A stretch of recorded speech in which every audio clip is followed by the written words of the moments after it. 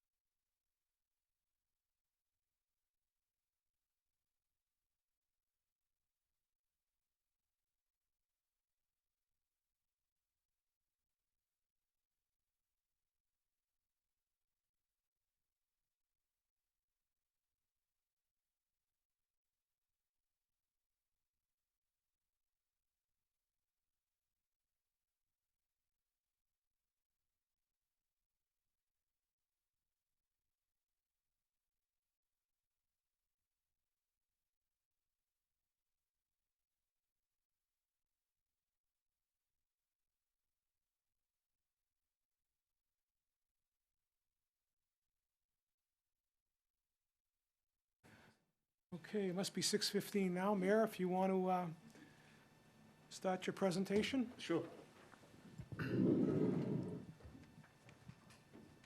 With me tonight is obviously Wendy Weeks. First of all, welcome back. I know you didn't miss a beat, but it's been a while since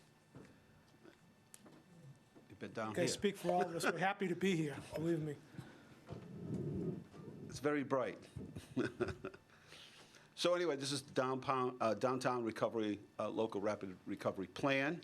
And this is set forth by Department of Housing and Communities and Development. It was set forth to assist local communities as they begin to come out of the pandemic. And Jeff Sauser is from Stantec. We've worked with them in the past. And they've sort of been working with Wendy Weeks and also Melissa and others in the community, as well as the local businesses in downtown, talking to residents. And anyway, so. Thank you, Mayor. Go ahead. Thank you very much. Sure. Assuming this is working, and I'll try to look at your faces and not my screen. Now that we're all here in person again, it's great.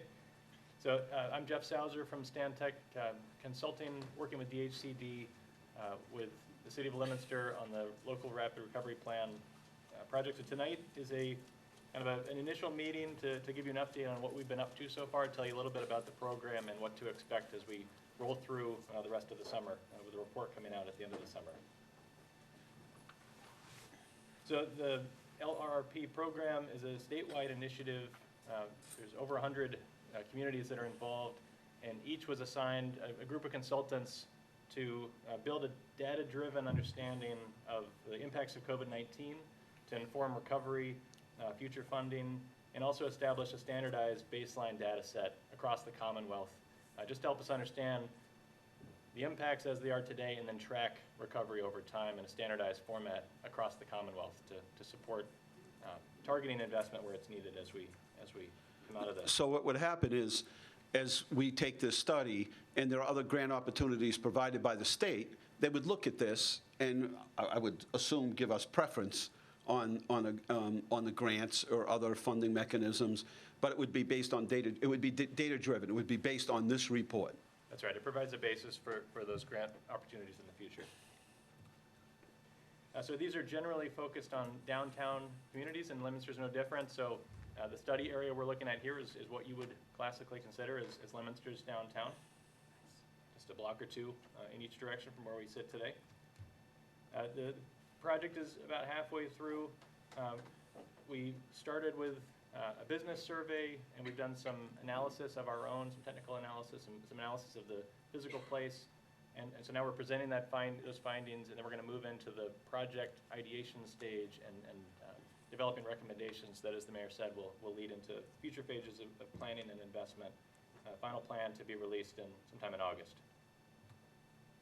So today, the goal is to talk about the priorities as the city presented them in the application, and we expect that those priorities during the grant application process for this work will evolve in the future, and that'll be one of the next things we get to. Talk a little bit about the baseline data. Trying to be quick because I know you guys have a packed agenda, so I'll just give you the highlights for tonight that we can always follow back with the full details, and then moving forward, what we're going to do next. We'll talk about that. So as the mayor said, we've done, so DHCD has structured a lot of this process so that it's standardized from place to place, but they also gave us license to talk to people and customize as needed. So I've talked to numerous business owners and other folks, and combining that with some of the data that we've gathered, these are some of the goals that are emerging from our work. So restoring downtown's momentum, supporting businesses as they resume normal operation, bring more customers and activity, remove friction to downtown access and getting around, and just help businesses expand their audience, both physically and digitally. And then here were the priorities that the community put in their grant application. So we expect these to evolve a little bit as we translate these into specific projects we might want to detail. But for the most part, first and foremost, marketing, getting people downtown again, helping businesses expand their audience locally and regionally, building on the great events that you already have, getting those happening again. Thinking about district management strategically, upgrading facades and storefronts where needed, and other forms of technical assistance just to keep the momentum going and support businesses as they resume their growth. So here are some highlights from a business survey we started with. We had 25 respondents. These are just businesses within that downtown footprint. So Leominster actually had a pretty good response rate relative to other communities in the state. And a real variety of businesses responded, so I like to think it's a pretty representative sample of what's going on, what people are thinking. Most businesses experienced decline in 2020, not surprisingly, but it is nice to see that those or maybe bittersweet, that those businesses were generally, the majority, seeing revenue increases before COVID. So that means they had strong foundations to build back from, in my opinion. When the survey was conducted a couple of months ago, most businesses were still not back to full capacity. Nearly everyone was impacted in some form or fashion, and very few businesses experienced what they would consider no impact. One interesting thing, this might be unique to Leominster, from what we heard, half of downtown businesses were not interested in receiving assistance. I think that really speaks to the culture here, that people want to take responsibility for their own success, and they believe maybe that someone else deserves it more than they do. So that's a real heartening observation for your community, and I was pretty impressed with that. I mean, hopefully when it is needed, when it's warranted, when it's helpful, people will be receptive to help, but it's good to see that they really feel strong about taking charge of their own situation.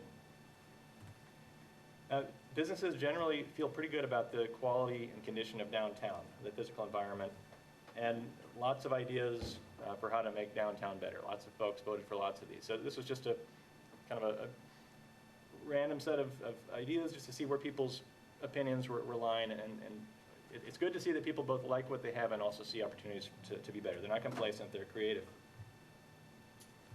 So we did a little more data study. We looked at the market, we looked at the physical environment more systematically, and we talked a bit about administrative capacity. So I'm going to give you the highlights from those.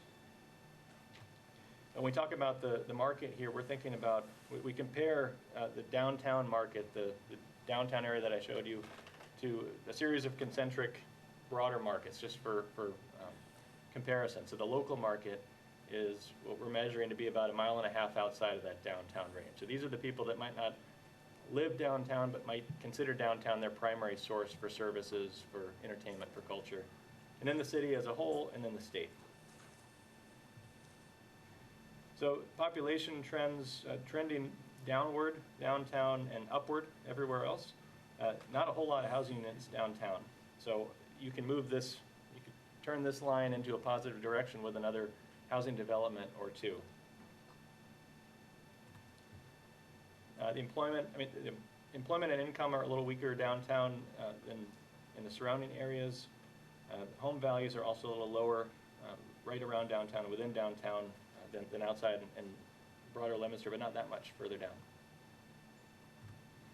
And so there were a number of other indicators too that we factored in here, and really the takeaway, in my opinion, the market assessment as we see it is downtown is a major asset for Leominster, both economically and also anecdotally. Talk to real estate agents and other business owners, and downtown is really seen as a strength here. And it's also, to an outsider, myself, a very attractive place to visit. I was impressed from the minute I got here. So that's a huge asset to build on. And in fact, many people said it sets Leominster apart from other communities around here. It stands out as a particularly strong and attractive downtown. And some of the new businesses that are coming to town kind of speak to that. There's a lot of great businesses coming here, a lot of great entrepreneurs opening shop. And the broader housing market around downtown is also strengthening because of that. We think that maybe a little more housing within, there's not necessarily a ton of room within downtown, but right around downtown within walking distance, market rate and affordable, a good mix of housing types, of housing affordability, some adaptive reuse in some of the existing buildings that haven't fully been renovated. That'll just add more momentum, more energy, more investment, more customers and people to downtown. So it's a good near-term strategy. The physical environment, we had a very systematic assessment for downtown Leominster, and it was applied to all the communities we work in. I'm going to give you the highlights. It was kind of a deep dive. We looked at elements like sidewalks to just understand relative to best practices, to the ideal, how are the sidewalks and other related pedestrian infrastructure holding up in Leominster. Street trees and benches, do the pedestrians have the amenities they need? We looked at the private realm, looking at building facades. What shape are they in? Are there awnings? Are the buildings in good shape? Are the windows generous? All the things that you look for, the the things that subliminally make a downtown feel comfortable and successful, that you can quantify in measurements as you walk around. So the takeaways are, like I said before, downtown is an attractive, well-appointed environment. Across the board, Leominster scored well in each category that we measured. You know, there's always a little room for success, but it's a great foundation to build from, and we really want a little room for success in this because that's where you channel more investment. Nobody's perfect, but Leominster is very strong. The sidewalk network, the pedestrian environment is largely complete, not so much. There may be a few gaps here and there, but for the most part, it's in good repair, it's strong. And most buildings are also in good shape. There's ongoing renovations across downtown, and that really presents a good picture to the public as people to visit and come here to live and work. One last thing we looked at, administrative capacity. We did not identify a lot of major gaps. Some communities that we work with have a lot of ideas for what they'd like to do if only they had enough people, if they only had enough money. We didn't get that response in Leominster. I think generally the community celebrates teamwork, mutual support. Everybody kind of does their part was the attitude. The city staff does a great job, is very busy but not overly busy. They feel like they've really got some good programs, some good capacity to be effective, and they're getting a good response from the constituency. And the downtown businesses play a part as well to contribute to downtown success, beautification, although there could be opportunities for organizations strategically to streamline certain things moving forward. So that's one of the things we might flesh out in our recommendations later. So to close, the next steps for this process are to revisit these priorities. We've already done a little bit of that, to think about what of these maybe have already been tackled, what could be combined, what's missing in here. These priorities will be the foundation for future grant funding. You know, if a project that you're proposing to the state is really addressing one of these priorities, that makes it score very well in their eyes. So this is a strategic lens to focus those projects through. As we translate these priorities into specific project ideas, DHCD has given us access to subject matter experts, as they call them, to help us flesh them out into to real project ideas. And so these are some of the categories these folks are experts in. So it's not all on us. You know, they bring a lot of, we've already seen dozens and dozens of example projects that we could translate for Leominster to really capitalize on some of these opportunities. And so one of the things we'll be doing next is bringing these people in, spending time with them, and picking their brain to get some real tangible solutions to some of the few problems that Leominster might have, or to really capitalize on many of the opportunities we've seen here. So I'm going to be back in a few weeks. On July 15th, we'll be here in City Hall from 5 to 7, just because I know we didn't have a lot of time to talk here, so it'll be one of possibly multiple opportunities to go a little deeper. We could look at the details of some of the reports. By that time, we'll have some more specific ideas about projects. And one of the important things here is to not just come up with projects out of thin air, but to connect them with potential partners, implementers, representatives. So that might be some of the things we talk about, try to get them to come and buy into and backstop some of these ideas as they emerge. So it's 6:29, you have 1 minute for questions, and I'm also available. Wendy can connect you with me. I'm happy to talk to anyone at any time about some of these ideas.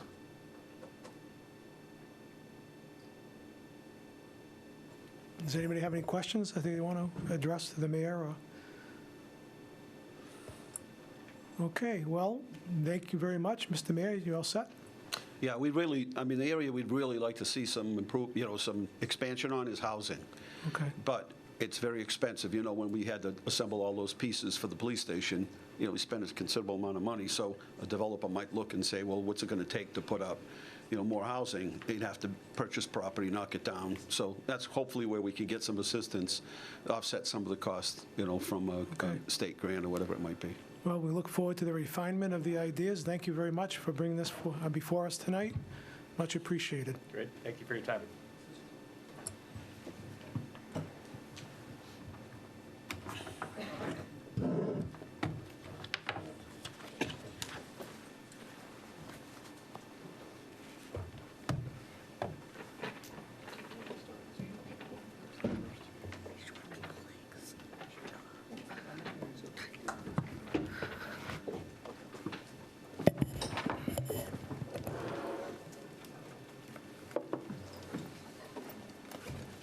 Thank you.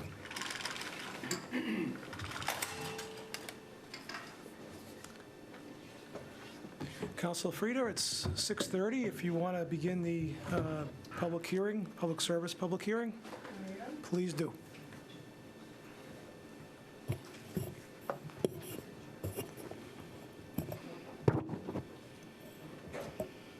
Good evening. This is a continued public hearing, 73-21, Massachusetts Electric, doing business as National Grid, request to excavate the public highways and to run and maintain underground electric conduits, together with such sustaining and protecting fixtures as it may find necessary for the transmission of electricity. Said underground conduits to be located substantially in accordance with the plan filed herewith, marked Mechanic Street and Mount Pleasant Avenue, Leominster, Massachusetts. The following are the streets and highways referred to.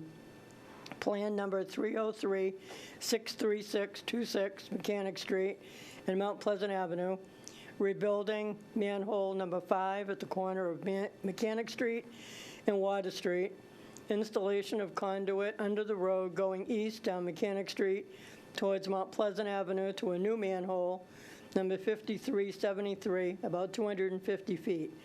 Installation on about 300 feet of conduit from manhole number 5373 up Mount Pleasant Street to new manhole number 5372 on customer property for switchgear to be used in renovation of downtown underground system in the future.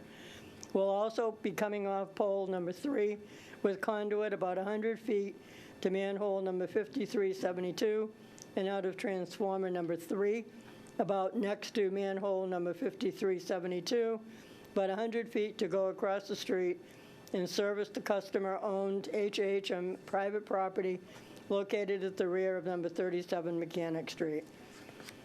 We continued this hearing at the last meeting because we had a couple of questions we felt needed to be addressed, and I believe, is Scott here this evening? Yes, I'm here, Scott, would you like to come into the chambers, please? along with my coworker, Mark Tapley, yes.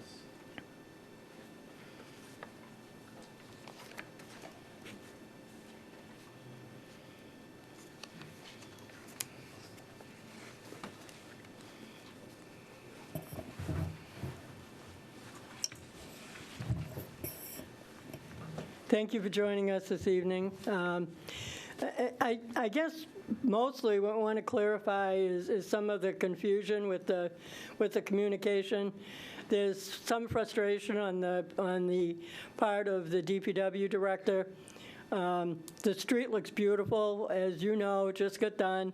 Somehow there was miscommunication between you and, or not you necessarily, but somehow not realizing that was going to be done. DPW director felt that he notifies everyone in the fall about upcoming spring resurfacing project. The natural gas was done, National Grid gas was done, and he thought there was a communication with you at the same time to try to get the electric done. So now we're in a situation where the work needs to be done, but the street looks beautiful and everybody's been waiting a long time to get that done. So if you can just recap that a little bit. I mean, we'd like to try to tighten this up so we don't have these problems and everybody has a little bit better understanding. Certainly.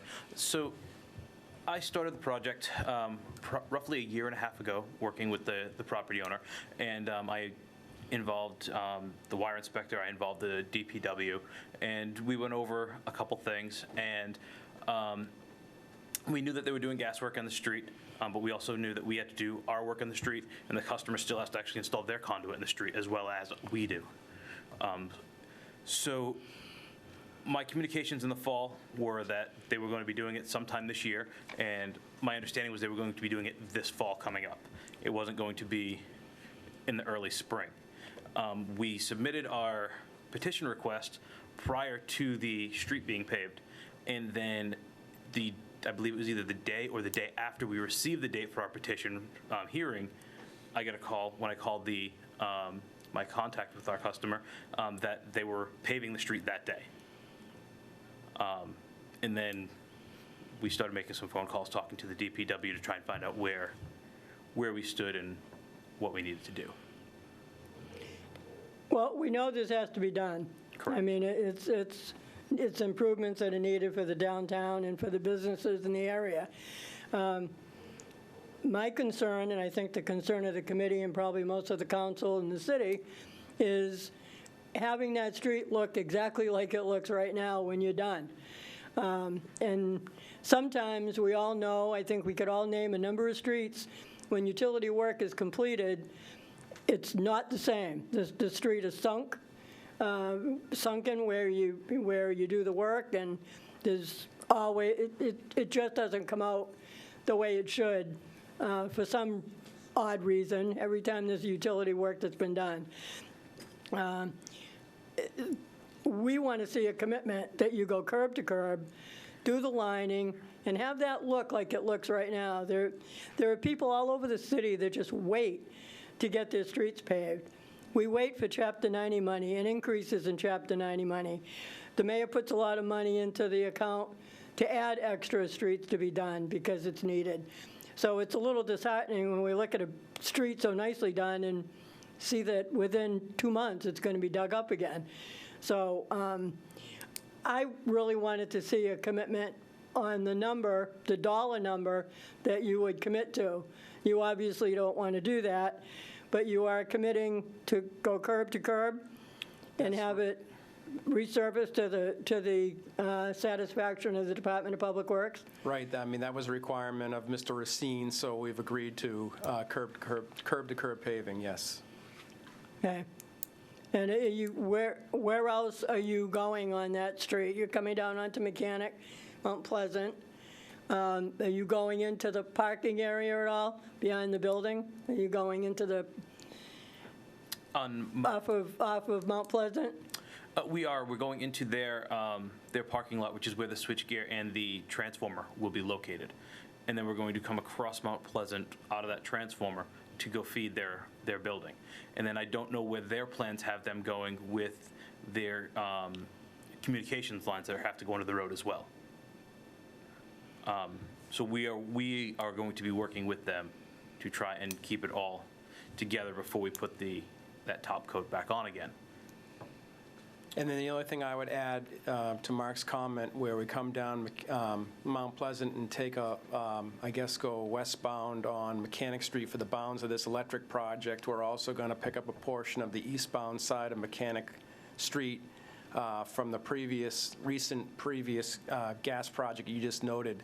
So we're going to be paving on both sides of Mechanic, like I said, to clean up the gas project and for the bounds of this electric project that Mark just mentioned. I mean, I know this isn't directly related to this hearing, but can you get in touch with the DPW director and really have a sit-down conversation and try to avoid some of these issues? I mean, it's going to help everybody on both sides, obviously. I mean, you need to do the work. We want to keep our streets looking as nicely as we get them. So, and I guess I would say that we do annually, we meet with the DPW really for the sole purpose of all the gas work that we're doing in the city. Predominantly the work that we do that's digging up streets in the city is for gas work. And so this is just one of those unique circumstances where we're trying to do a reliability improvement project here in the city, and there was just some miscommunication. So yes, that's something that we do every year anyway, but just miscommunication on this particular project. I do also on any of my designs, and it's part of the requirement from my boss is that whenever we're doing something that we're going to be digging up any of the public way that we're going to be doing, we do need to reach out to the DPW and talk to them. And I'm not sure if he's the director, but John Roseberry is the gentleman that I've had his contact and who I reach out to regularly. well, John Roseberry's had some email back and forth on you too, as you are well aware. That's been an Correct. ongoing chain of emails between you and Correct. John? He's my general point of contact is all I'm saying. When I have something, he's the gentleman he's the one that put the estimate to about $30,000 when all said and done about resurfacing and getting it back to where it's at right now. Yep. So, and that was a number that I was looking to have you commit to, but if you're going great curb to curb and they're satisfied with that, I'm sure that'll be the end number that it'll probably come out at anyway, so. And I do want to, I'll thank you because you've been pretty attentive to the hearings, and you've been pretty straightforward when you come down here with all the polls and all the hearing information that we need. So, I don't want this to misinterpret your attentiveness to the hearings. So, all right. Let me go to members of my committee. Councilor Pauline Cormier, do you have any questions? Councilor Shalafou Zephyr. No questions. Thank you. Are there any other councilors that have any questions or comments at this time? If not, let me go to the public.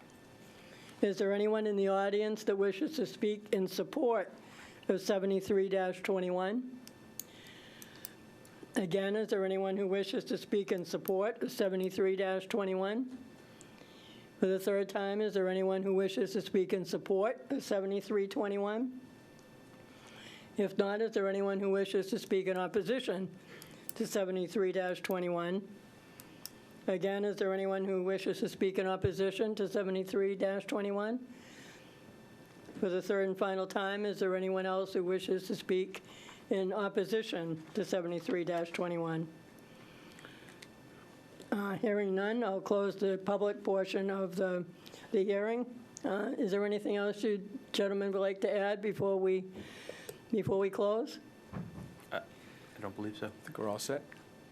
All right. Again, thank you for coming down tonight. Thank you. All right. Any other councilors have any questions? If not, Mr. President, I will declare the public hearing closed. Thank you, Madam Chairwoman. Now we're going to ask you to change hats as Chair of Ways and Means, and we can start the interview of Mrs. Reddington. I can do that.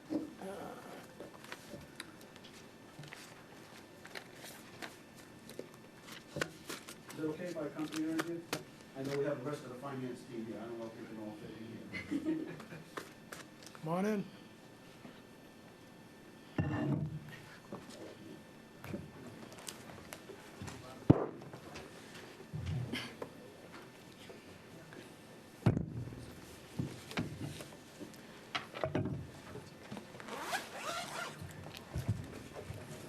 Here's the team. A team full of men, that's a good beginning. Not at all. We haven't hired a male in a long time, dear Counselor. It's been all females. Good evening. Good evening. Jennifer, do you mind being called Jennifer, or would you like me to call you Mr. Reddington? Jennifer's fine. Okay.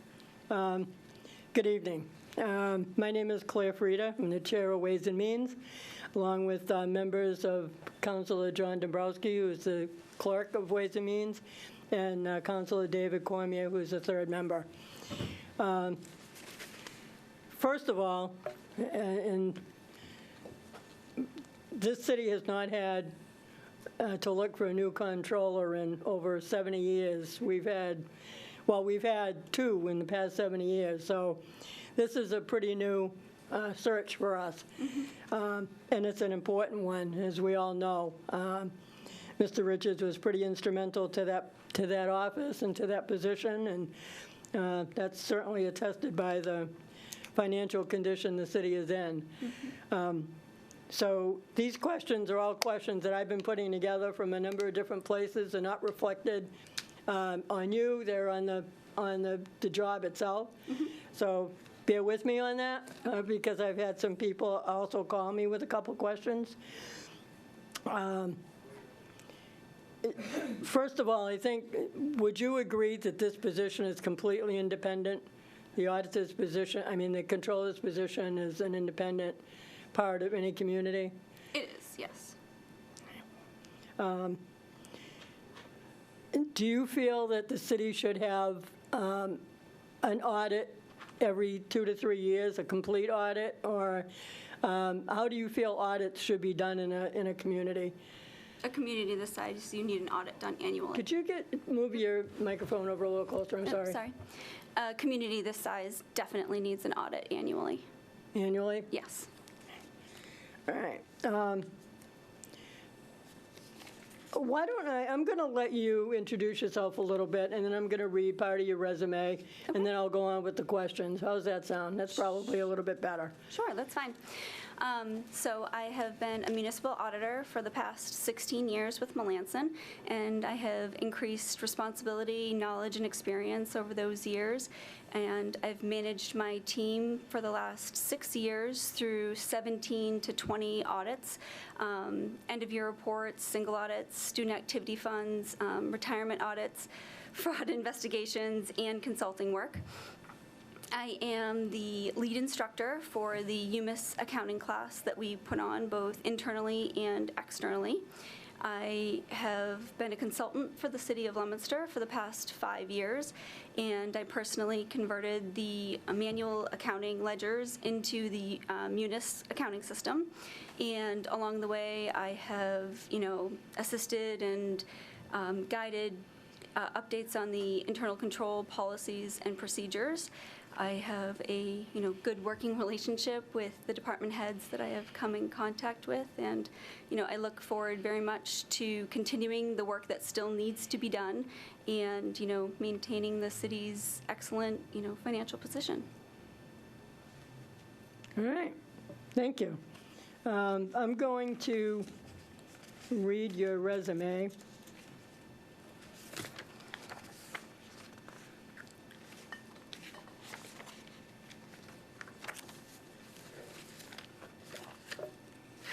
Bear with me here. I know I have it. There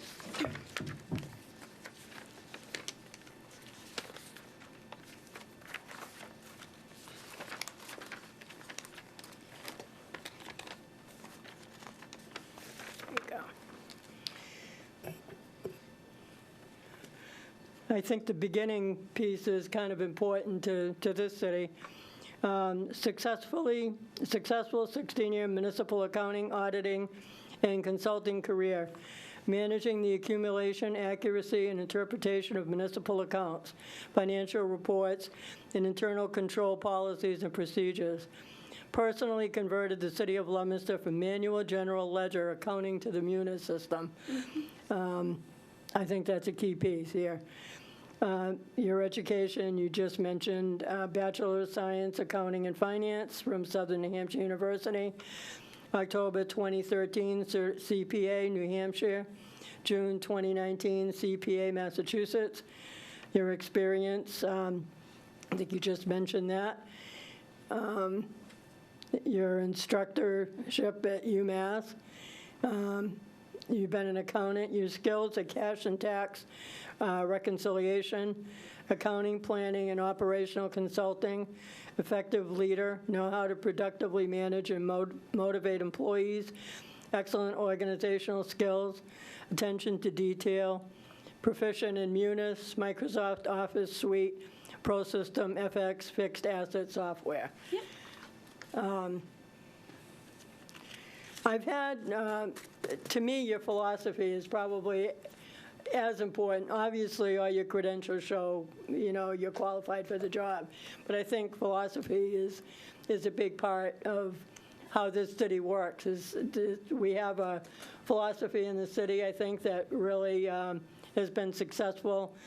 I've had a couple of CPAs that asked me if I thought it was prudent that an auditor could become a good comptroller, going from one side of the board to the other. That's not my area of expertise, so I couldn't answer the question.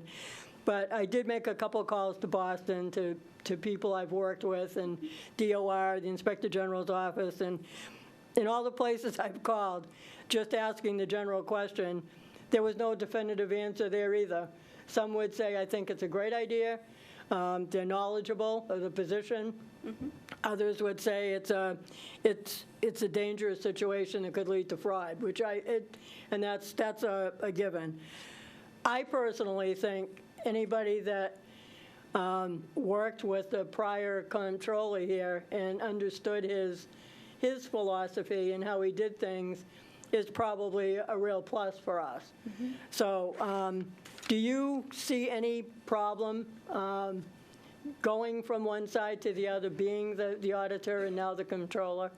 I personally don't. We've actually had several people from our firm move on to be, city comptrollers.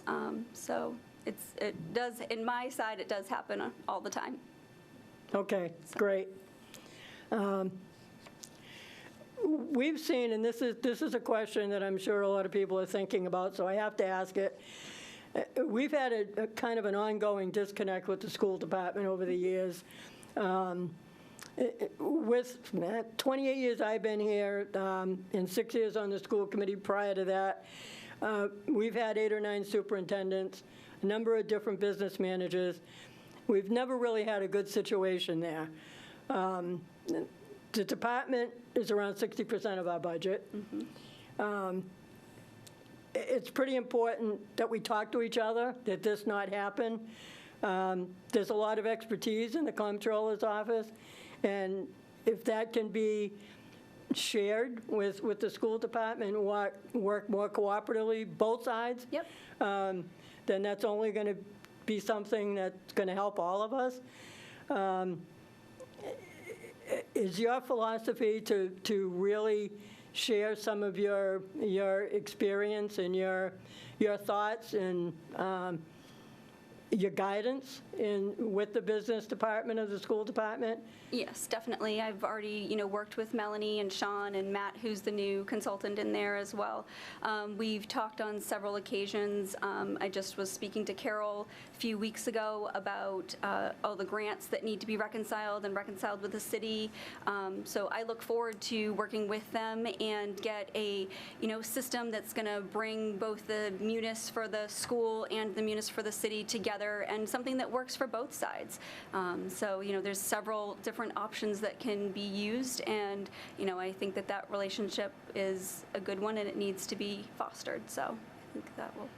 Great. That's a great answer, quite honestly. Have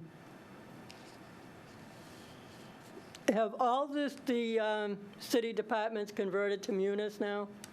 Are we all converted?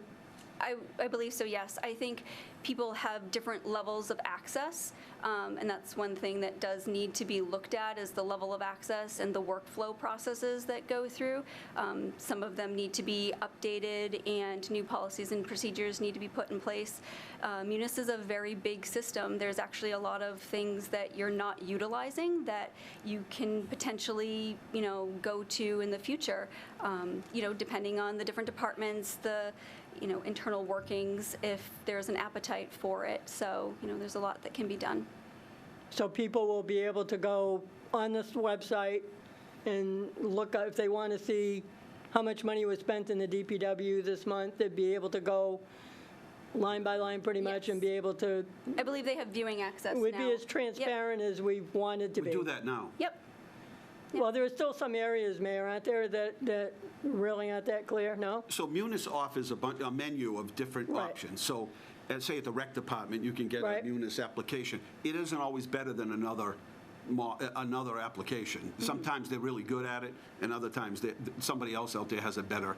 So certain departments decide not to use Munis because it's a much better application, like police department and fire department. They use it for financial, but they have a Yep. piece of software that's much better for police and fire in terms of management and scheduling and all of that. That's better than Munis. But Munis is getting better at it and more competitive.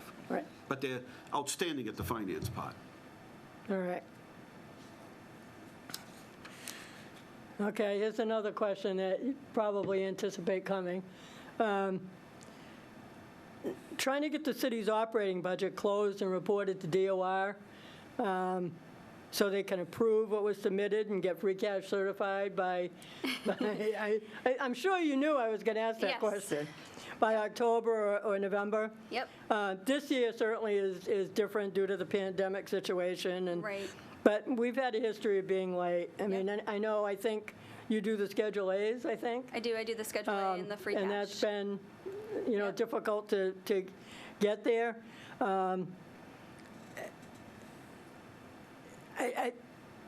It's not a secret that I really hate seeing our money for projects coming out of stabilization.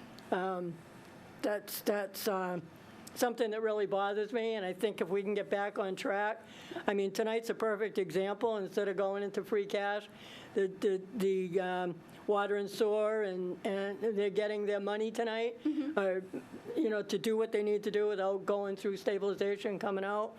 And that's the way we used to be able to do things. Yep. The mayor would come down with a list of projects for free cash, and we were able to just get those approved right away.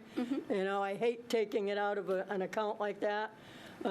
So I'm assuming you're looking at correcting that a little bit, so Yes. Yep. we can get that done Yes, in yeah. a more timely manner.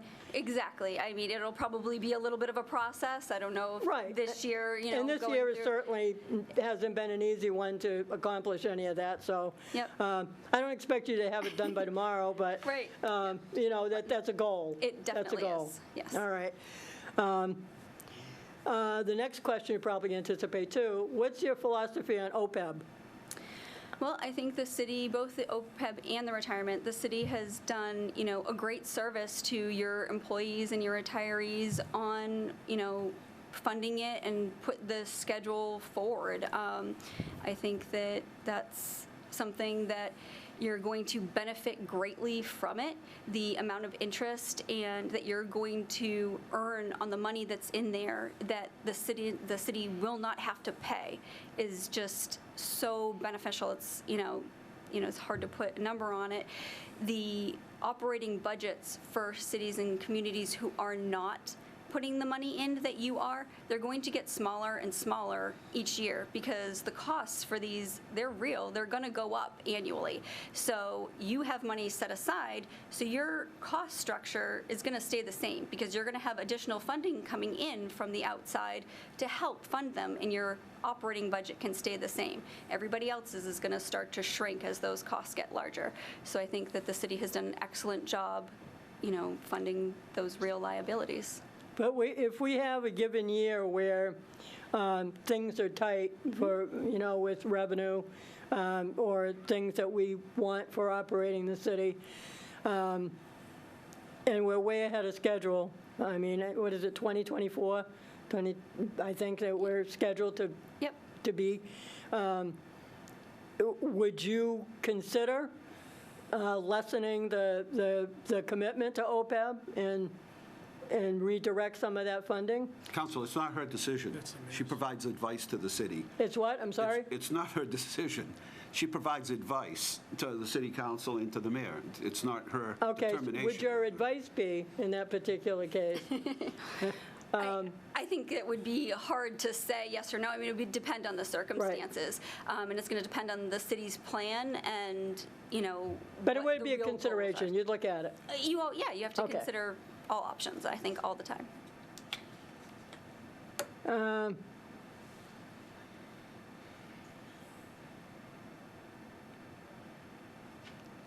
Have you looked at the mayor's fiscal '22 budget yet? I have glanced at it. Okay. So I have not had time. I, gave my notice weeks ago so that I would have I could give enough time. So, computers and everything else, so I have not had a chance to really look at it yet. I was just going to ask if you would advise anything differently if you had looked at it.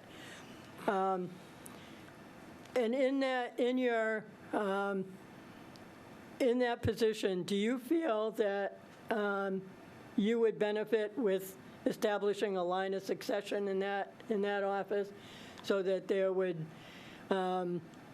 be somebody in place if you were unable to do the job? And I know that's not your decision, but it is a philosophy. I mean, I don't know how you, just curious as to how you feel about that, having another body in there that understands as much as you do. Jennifer, I'm going to ask you to hold that thought and answer. Okay. Madam Chairwoman, at 7 o'clock, we're going to formally open the meeting with a Pledge of Allegiance in attendance.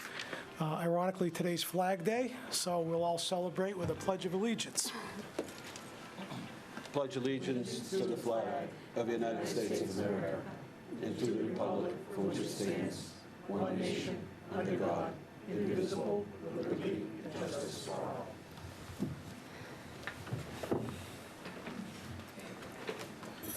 We'll now take the roll of the councilors present, but before I do that, I just want to mention that the public may be aware of this, I'm sure we're all aware of it, that we have not been physically present here for 15 months now. So this is a sort of historic evening in some ways as a result of the pandemic, of course. And while we were gone, we lost one of our own on May 16th of this year. Ward 1 Councilor Gail Feckley passed away, and very sad, and we all miss her. And before I take the roll, noting that her seat is vacant and will remain so until the November election, and is properly shrouded with a black bunting, I just want to ask us to participate in a moment of silence for her memory.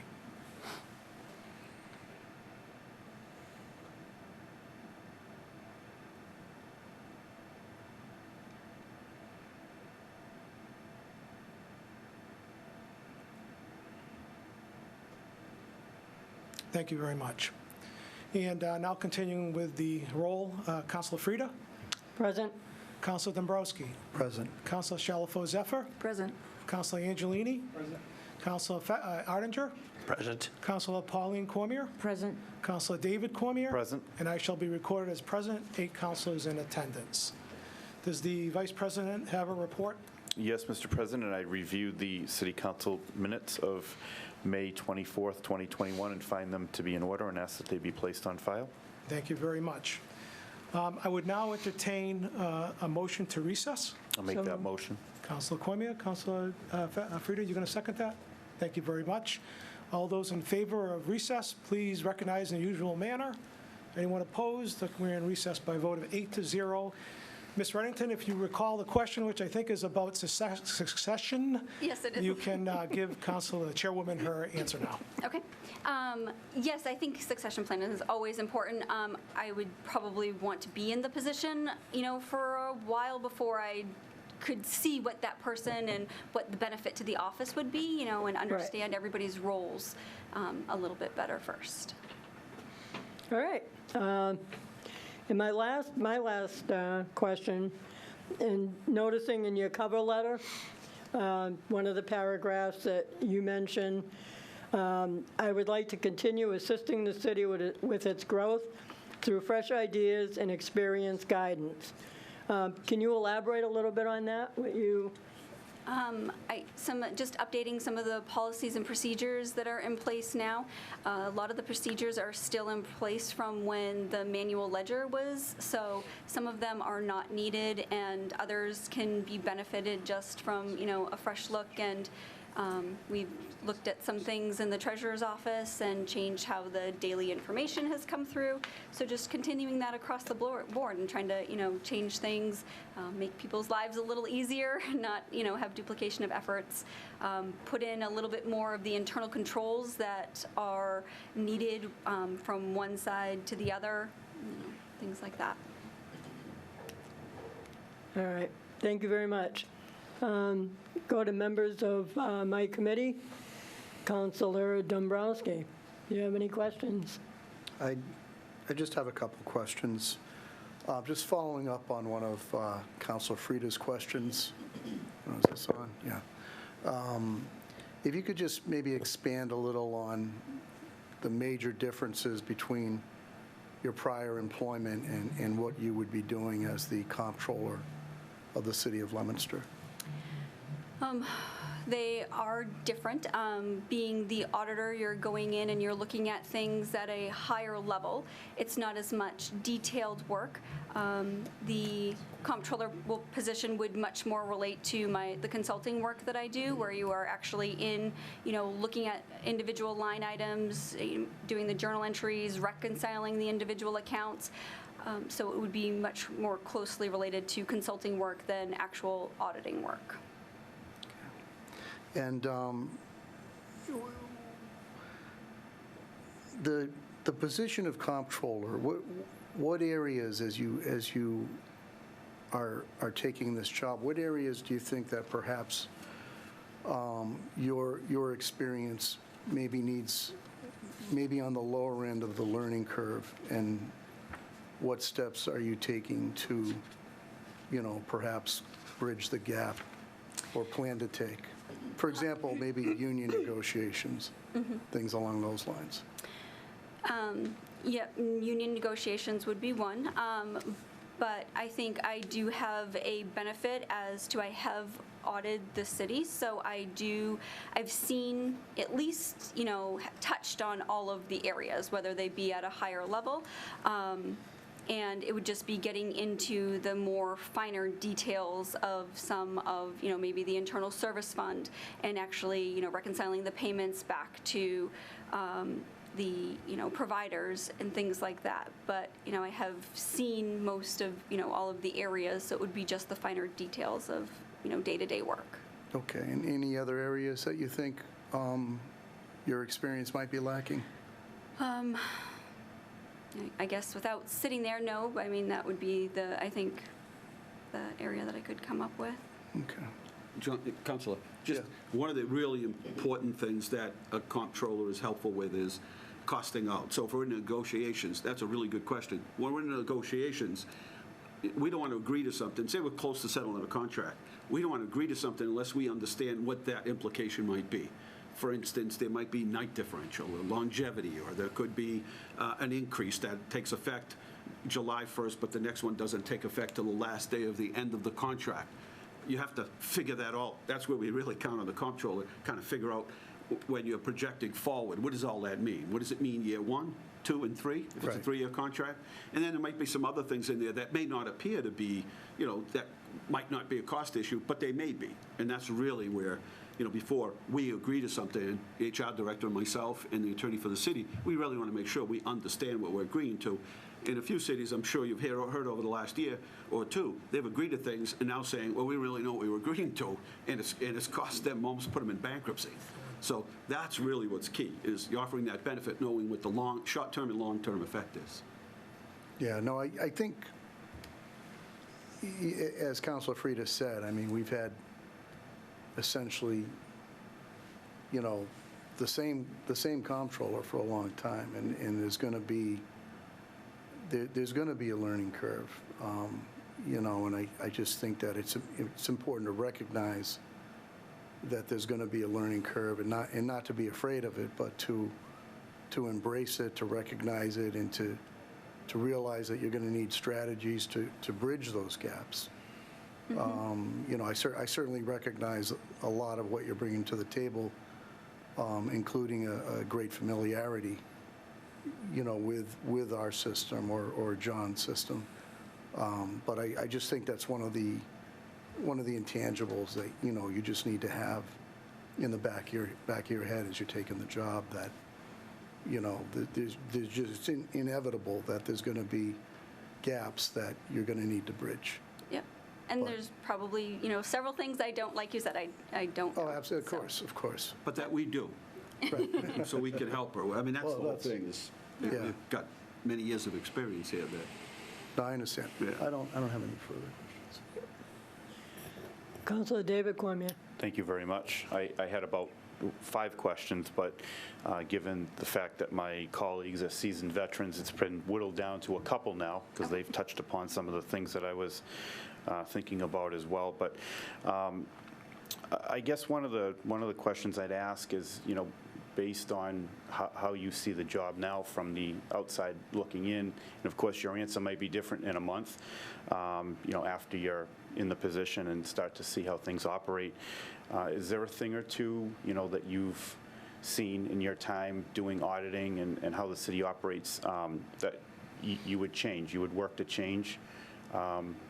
Maybe it would be a style type of thing, that's been done in the past, and you would have a different style.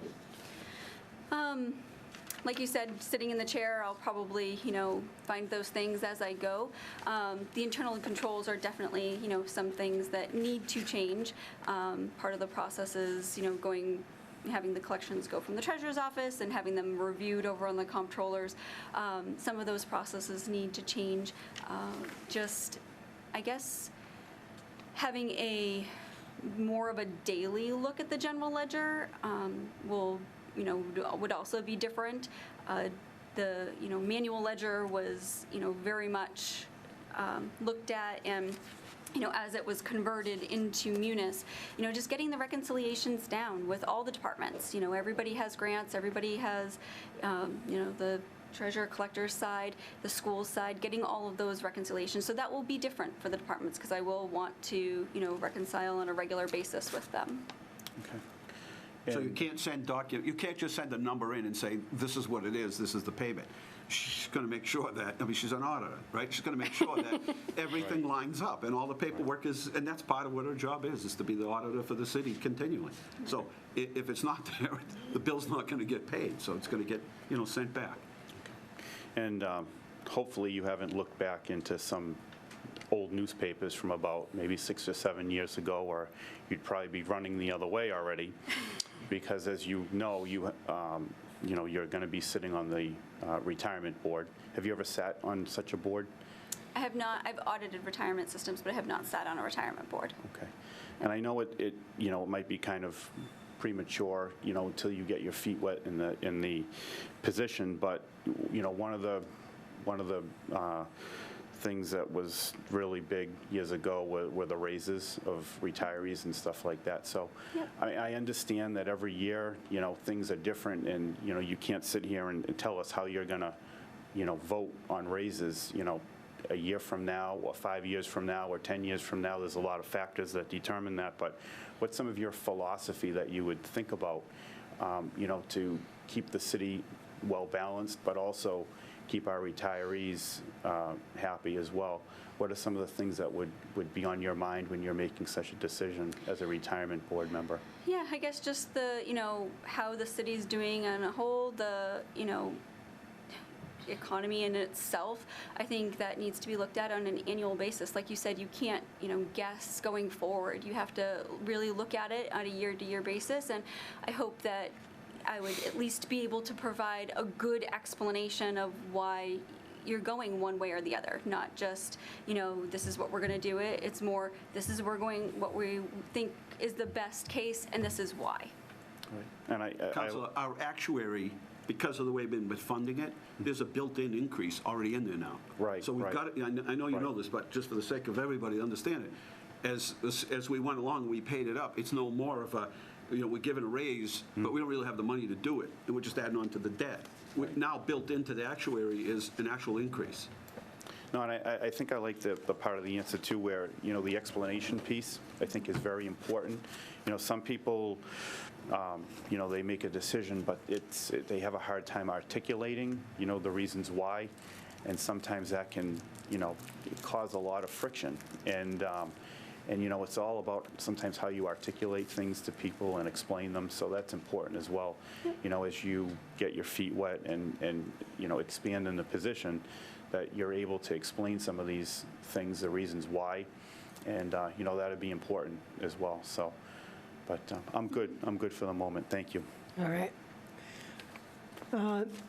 Before I go to the rest of the council, I think, I wasn't going to read it, but I think it's probably important for the public that's watching, and maybe for the rest of us. I did ask the Human Resource Director through the clerk to get the job description.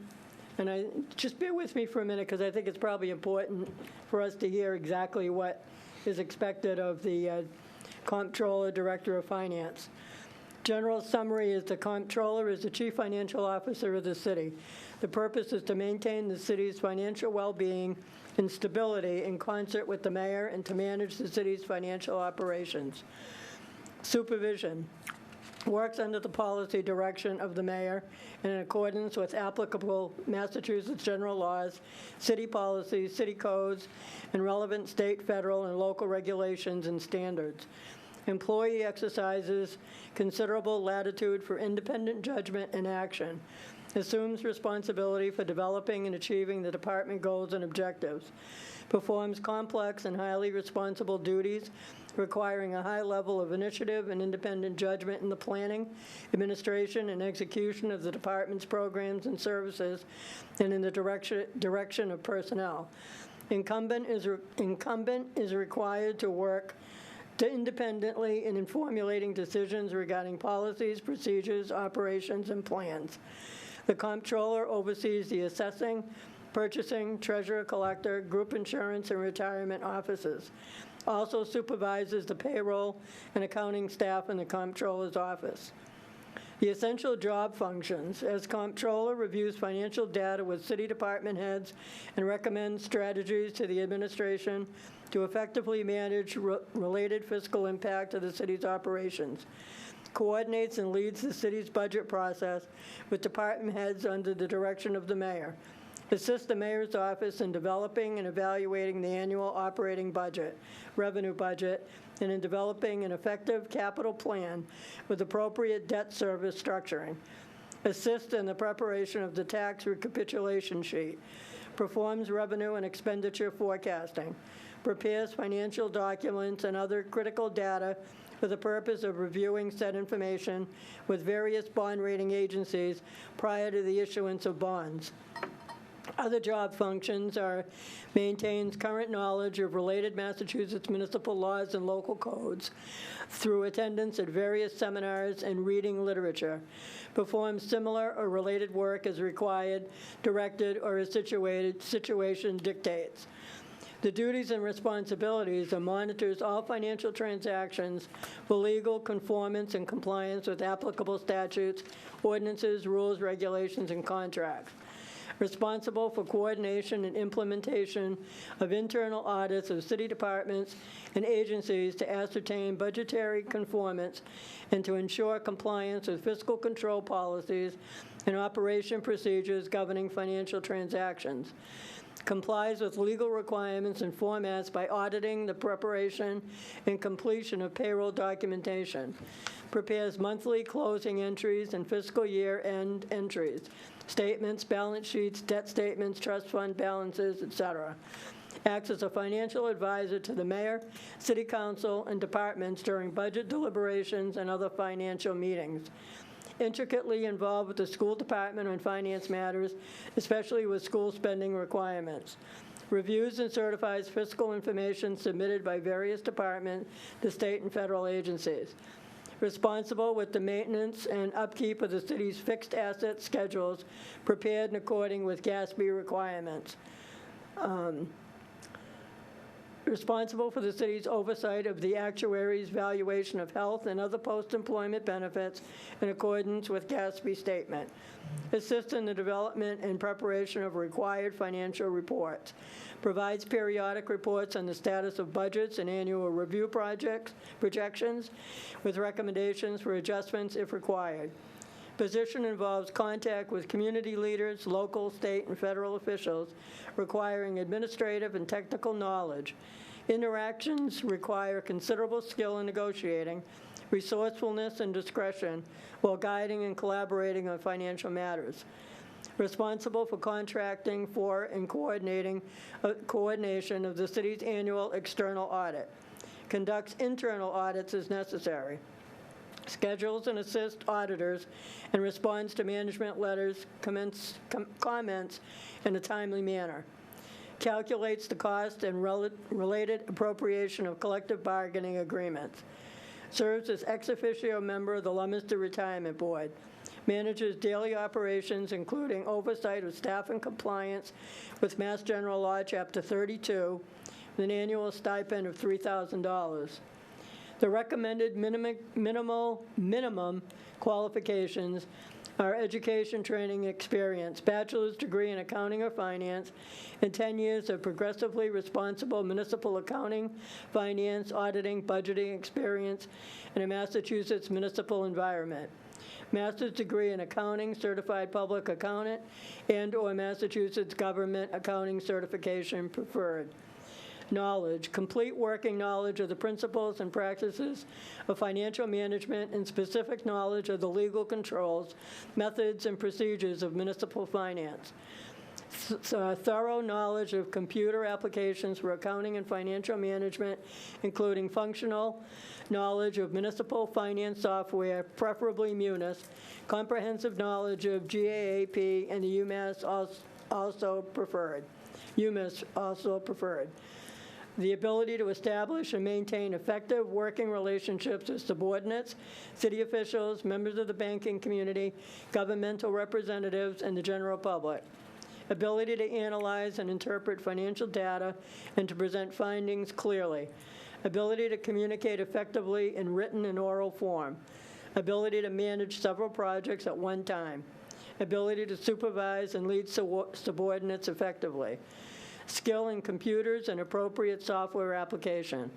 Aptitude for numbers and details. Excellent organizational skills. Skill in all of the above listed tools and equipment. Intellectual and mental acuity to perform conceptual and detailed technical work. Recurring intellectual effort is required to maintain a current knowledge of applicable laws, principles, and rules and regulations. Employee is frequently required to walk, stand, sit, talk, and hear, use his hands to finger, handle, feel, or operate objects, tools, or controls, and reach with hands and arms, as in physically picking up files, papers, and other common office objects. Employee must occasionally lift and move objects weighing up to 10 pounds, such as a briefcase, books, supplies, etc. Employees must possess the ability to operate a keyboard at a moderate speed. Vision and hearing at or correctable to normal ranges. The above statements are intended to describe the general nature and level of work being performed by people assigned to do this job. The above is not intended to be an exhaustive list of all responsibilities and duties required. The omission of specific statements of duties does not exclude them from the position if the work is similar, related, or a logical assignment to the position. I know that was a little long, but I think it was probably important for everybody to I'd hate to hear see it. the specific list, if that's the general list. I'm exhausted listening to it. Can you repeat that, Jennifer? You get that down? We don't want her to change her mind if she hasn't read it yet. All right, no, I'm sorry. So I'll go to other members of the council if they have any questions or comments. Councilor Odinger? Thank you, Madam Chairman, Chairwoman, sorry. I have to say that this has probably been the most exhaustive interview that I've ever sat on in the city council. Our chairwoman over there did a great job, and I have to commend her for doing that, and the other members of the committee. And you checked off every box. Every question I had has been answered already, except for one. Okay. You're a graduate of SNHU, okay? Yeah. Do they still go by the name Penman? They do. They do, okay. 1980 graduate, that's why I ask. Oh, very Okay. nice. Thank you. Yeah. That was it. Nothing's been rocket scientist. Go Penman. Any other questions or comments for anyone? Councilor Angelini? Thank you, Madam Chair. It's done, right? There you go. Good evening, Ms. Reddington. Thank you for joining us this evening, You turned it off. and the entire financial team. I have one question. I think you turned it off, Councilor. Yeah, I think you're off. It's going off by itself. Oh, there we go. So I think I have one question, but I think I know the answer to it. But during the chairwoman's exhaustive questioning, and I think she raised a point that I just wanted to make certain that we addressed. And when she said that, I'm paraphrasing, she spoke to some folks and asked them if auditors make good comptrollers. And I think in one instance, and again, I'm paraphrasing, that someone sort of implied that maybe that transition is ripe for fraud. And so let me. I don't know where that came from. Yeah, instead of using the F word, let me say monkey business, financial monkey business. But isn't it true, if you become the comptroller for the city of Leominster, we'll bring in outside auditors. You won't be auditing your own work. No. Of course No. not, right? No. Okay. Yep. Thank you very much. That's it. Okay. Thank you. How's that, Councilor? Yes, thank you very much. Councilor Shalfo-Zephyr? Yeah, thank you very much. I'm going to move the flowers just so I can see Ms. Reddington. I'm going to move this for a minute. Okay. It would be a little awkward trying to talk over on you, so.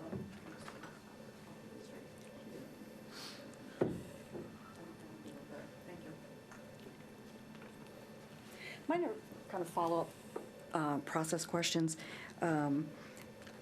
So, I know in your resume that you said that you personally did the transfer of the green ledger sheets into the Munis system. Can you just describe for me and the public, what did that actually entail? What did you actually do, and how long did that take? It's been a several-year process to do that for several reasons. One, the first thing we started with wasn't initially to do it. So we started with John just wanting to be comfortable with the revenues that came in through the door were actually tying to his manual general ledger. So that's where we started, and we started there. We proved everything out to his satisfaction, and then from there, we moved into the day-to-day operations have been happening in Munis for a very long time. However, the beginning balances were never established. Some of the coding structure behind the accounts weren't set up correctly either, so things kept rolling forward for balances that should close out annually. So we went through and we put all the beginning balances in. I think it was three or 4 years ago. That next year we looked at it, updated, adjusted everything because John still continued his actual ledger books at that point, and once we were sure everything tied to his, then that's where we closed everything off, and the Munis system has actually been since 2018 has been what's been audited. Okay. So. Thank you. That was helpful. I just was curious. I know that you mentioned you've worked on the city side. Have you worked doing any kind of auditing work within the school department? We have done the single audits in the school department. We were going to do a student activity fund audit, but they're actually going through a big overhaul of their student activity fund, so that was postponed. The school department itself is audited within the audit, so vendor, payroll, all of those items are looked at within it because they are a department of the city. But other little projects, so we, special grants and things like that, we've audited. And then I know, and having Council Frieda read the job description, I know it mentioned payroll, and I know that the school department payroll, I'm not sure if it still is being done manually, and then brought over to the city comptroller's office to be input into the payroll system. Is that still the way it's happening? Do you know? Or has that been automated? I don't know. We have school committee members here, so I was just looking at them. Oh, please, yes, David. He's the guy who knows, the school committee. I was going to say. Okay. I wanted to tell you that the school department utilizes Munis to run this detailed payroll, because this was an ongoing feud. They needed 20 lines of detail where we only wanted 2. So that's why they did it.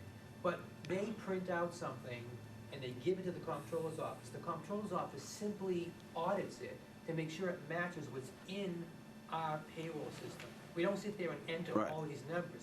Although changes have to be entered in any system, that piece is not. So for the most part, it's audited by the comptroller's office and not put in every time. But the changes would be people who work less or more, or, for whatever purpose, need vacation days or whatever. So that's what we do currently now. It's very streamlined from what it was before, but there's more that needs to be done. Absolutely, and I think that leads to my next question, which is about departmental integration, because you had mentioned earlier about wanting to do reconciliations monthly, I guess, right? Yep. To be able to do those in an automated fashion. So how would you describe the current climate of integration? I mean, it seems that that's another big step, that would be a, big positive step, I guess, in departmental integration. So if you could just talk about that a little bit. I think a lot of that needs to be put in place. I think that, there's a lot of steps that need to be taken, with all the departments to get on a regular basis for reconciliations. I think the major things are reconciled, but I think that, a lot of the departments need to be brought together and, start to reconciling on a regular basis. And that would be... This is common amongst community. This isn't anything different. This is as you build your Munis system. This isn't like a major problem that things aren't getting done or reconciled. That's all. It's building. You'll always be building on Munis. It's data, and it's layers, and you're always going to be building layers of Munis information to the point where the fire department knows where every hydrant is. They know we just keep building off it. And that's what we're doing. Is we're adding, constantly adding, and so I don't want you to think that somehow or another these departments aren't functioning properly. They are. Right. It's just going to be easier for them as we add more and more technology. They'll be more efficient. I mean, I'm just trying to get to the point where it's more efficient and you can get to the data more quickly. If you need it, if you need to, do some kind of long-term projection, you can go to an integrated data system Yep. and get all of that information much more quickly Yep. if you have all of the departments integrated. So that's, I just wanted to make sure that that was, you're thinking about that, and you're, Yep, I mean, you and get most that, yeah. departments, the school department is going to be the big one that isn't integrated. Most of the others are, you know, and there's other, you know, avenues that you can add in to make it, you know, better. You can put budgets into, you know, the system on some of the grants and other things. So there's other things that you can do to enhance it, I guess. Thank you. I have a couple more. So you talked about your intimate knowledge of the free cash process, you know, your scheduling and free cash. And my question is, you know, given your understanding of it, why does it take so long? It takes so long because everything does need to get closed down, all the reconciliations need to happen, all the journal entries need to be made, and then it goes... Carryovers. Yep, any carryovers that need to be put through, and then it goes to DOR, and that, you know, has its waiting period as well. So you can submit it, and it can take, you know, 2 weeks for them to look at it, and then you answer the questions, you go back and forth, and then it can be another, you know, week or so before it actually gets certified. So there is a little bit of a waiting process on their end as well. So. Right, but hopefully there'll be less of a waiting process, less of a, you know, less of getting the information to DOR, I guess, on our end. Yep. Right. And then, my last question is really, what you know, having audited the city, having intimate knowledge of, you know, the comptroller's office, what do you see as the challenges for you as the new city comptroller? I guess just, you know, getting in there and, you know, like getting everything back on track, I guess, is going to be one of the big challenges, you know, just getting everything back to be more timely and getting everything to DOR sooner, journal entries done on, you know, and reconciliations done on a regular basis, so. That would be the- All right, thank you. Okay, what's that? Okay, anybody else have any questions? I'm sorry, Council President? Yep, thank you, Councilor Frida. I'm just curious, one of our treasurer emeritus, one of our respected members of the financial team, would you mind briefly giving us sort of your recommendation relative to Jennifer Reddington? Oh, okay. Here's a microphone. Sorry, Jen. I don't know, Jen, it's been 10 years? Yeah, probably close to it. I met her when she was first starting on the audits, and found her to be very likable, but yet in a nice way demanding, that she would make sure that we had all of our information to her on a timely basis, and whatever was missing, she hounded you until she got it, which is what auditors do. And we found her approach very, very refreshing. Let's just put it that way. I can tell you from intimate knowledge that John loved her. He just loved working with Jen. I'm getting verklempt, but excuse me, because he loved to talk to people who understood the lingo. She understands the lingo. She knows fund accounting. She knows auditing. She knows financial reporting. She knows UMIS accounting. I mean, you name it, she knows it. She's done it. So in my book, and working with her and getting to know her over all the years until I was retired, and still working with her. Quote, unquote. Yeah, I'm still here, I guess. You can't throw me away. I find her to be a person who's responsible. She's very energetic, and she's very knowledgeable, but she's her own person. You're not going to tell her how it should be done. She's going to make sure you do it according to the standards that are supposed to be done, and it's done right. And one of the reasons our audits are, the stuff of the state is late, is because they're making sure what we don't have in place gets in place, so it gets to the DOR and it's correct. So I think the time there at the audit for the DOR has gone down because the information is when it gets there is great.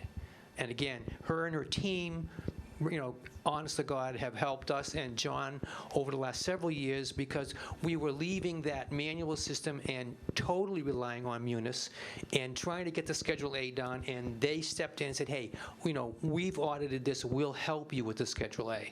So she's very, very in tune with that document. And in my talking with her and us discussing why I'm still here and what I'm doing to help further the integration of Munis into the city for the city side first, and then obviously getting the school involved, was to move forward so that we get back to what we used to do. When I first started, we reconciled monthly. When I first started, we had free cash in September or October. When I first started, everything was done in the 1st of August. My reports were into the DOR. They were done.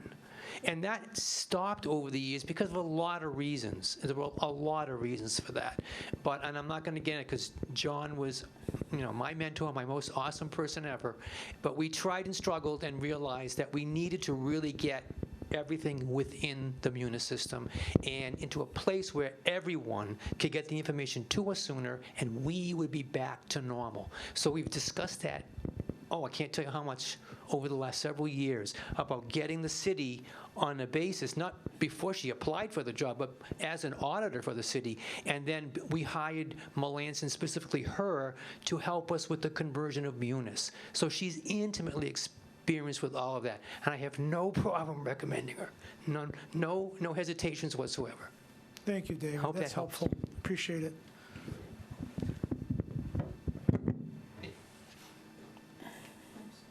As the appointing authority, our styles are much alike. I think what you can expect is that we will spend a lot more time going over the finances of the city, looking ahead as to what the projects are in the city, how we will finance those, looking at the pension system, looking at processes in place to constantly improve. And we talk already a lot about things, and we both are of the same mindset that we want to have all the information first, and then we look at it. And what you'll be seeing a lot more of is option A, B, and C. Here's a snapshot of what's going on.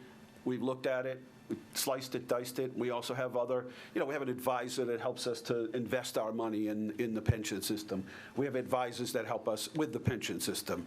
We use PARAC and the Department of Revenue, which everyone speaks highly of her, by the way. Everyone that you mention her name, you just say Jen, and they know exactly who you're talking about. That's quite a thing, I'll tell you. But I think you could expect as a city council more of that, more of here's the overall picture. Here's what we see as an issue. Fire department needs a truck. There's $1 million worth of capital needs at the DPW. Here's the best way to do that. It might be, we do it over 2 years. It might be we have enough free cash to pay for it. We do it now. So you can expect, I think, a lot more of that, a lot more. We're both data-driven people. We like things that are data-driven. We like to look at the data. If there's no data, then it doesn't tell us the story of what's going on. So we can't take it to the next step, which is persuade us this is the right thing to do. But that's one thing I think that you'll be seeing a lot more of, is just more an open communication, more of those reports, giving you the several options. So you're not always scratching your head wondering, is the best thing to do? And do you just get some sort of report that says, yeah, we're doing just fine, everything is good. And as you said, I like to clear that misconception up, because that's one of the criticisms that we've had to face over the years, is that for years now we've been making this conversion over to Munis. It's not a switch. It's thousands of reams of data that has to be built over time.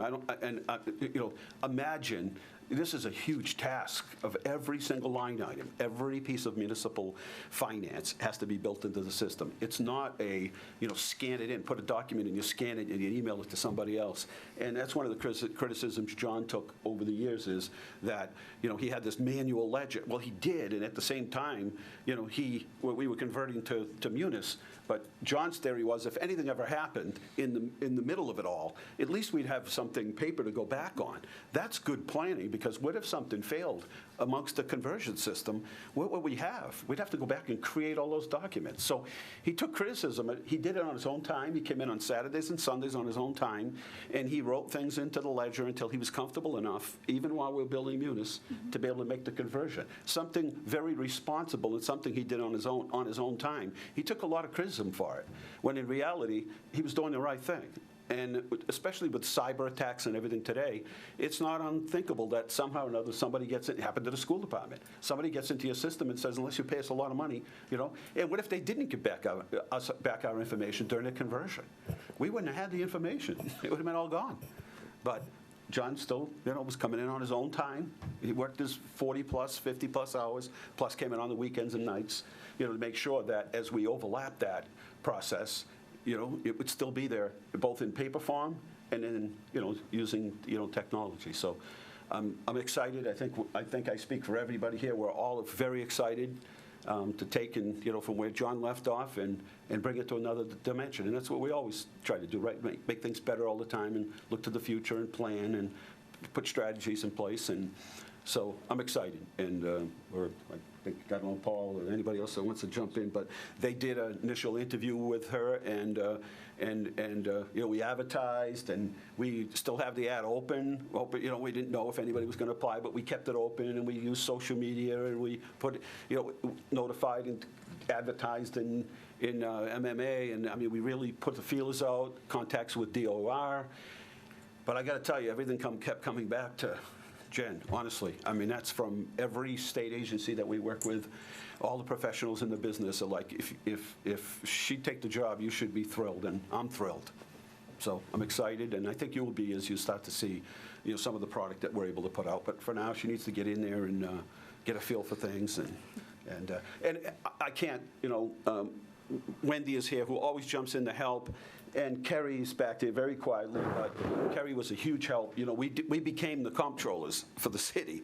And Jim Pemarine that came in, who thought he was just coming in to do, you know, sign the warrants and proof everything, did an amazing job, Diane. I mean, everybody just got together and helped out. But we've been basically the comptrollers for the city, in not only the everyday, day-to-day, but also building the budget, you know, which you'll get a chance to see, and a remarkable job by everybody. So thank you, Kerry. I know you're here today, and Wendy's here. Thank you. That's, they hold a lot of institutional knowledge, and it's a good thing they were there to help us out.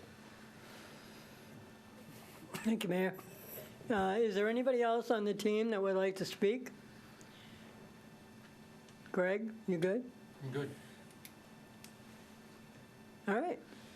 If there are no other questions or comments, I think we're all set. Jen, thank you for long and arduous and honest answers to our questions, and we appreciate it. Thank you.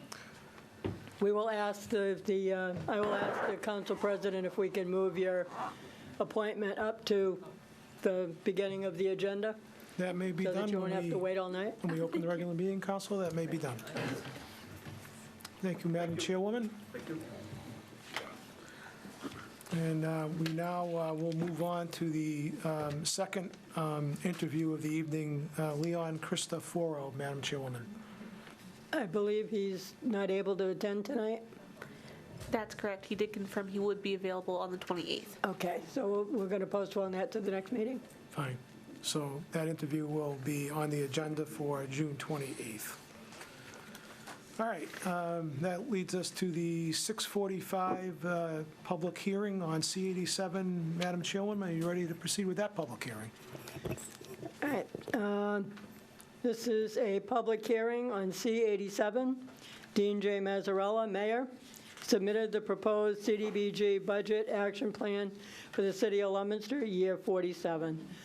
Mayor, would you like to come back in? I know Ellen is out there as well. Ellen's my guru. Come on, Ellen. If she meets with me one more time on this.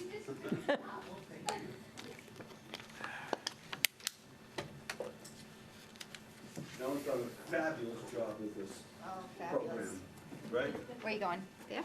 Wherever you want to discuss. Thank you, Ellen. Thank you, Mayor. This should be relatively easy. Yes. We know this is a federal program, and it's a mayor's program generally. So if you can just give us an overview of the funds and how you see them and how they're distributed, and just give us a little summary?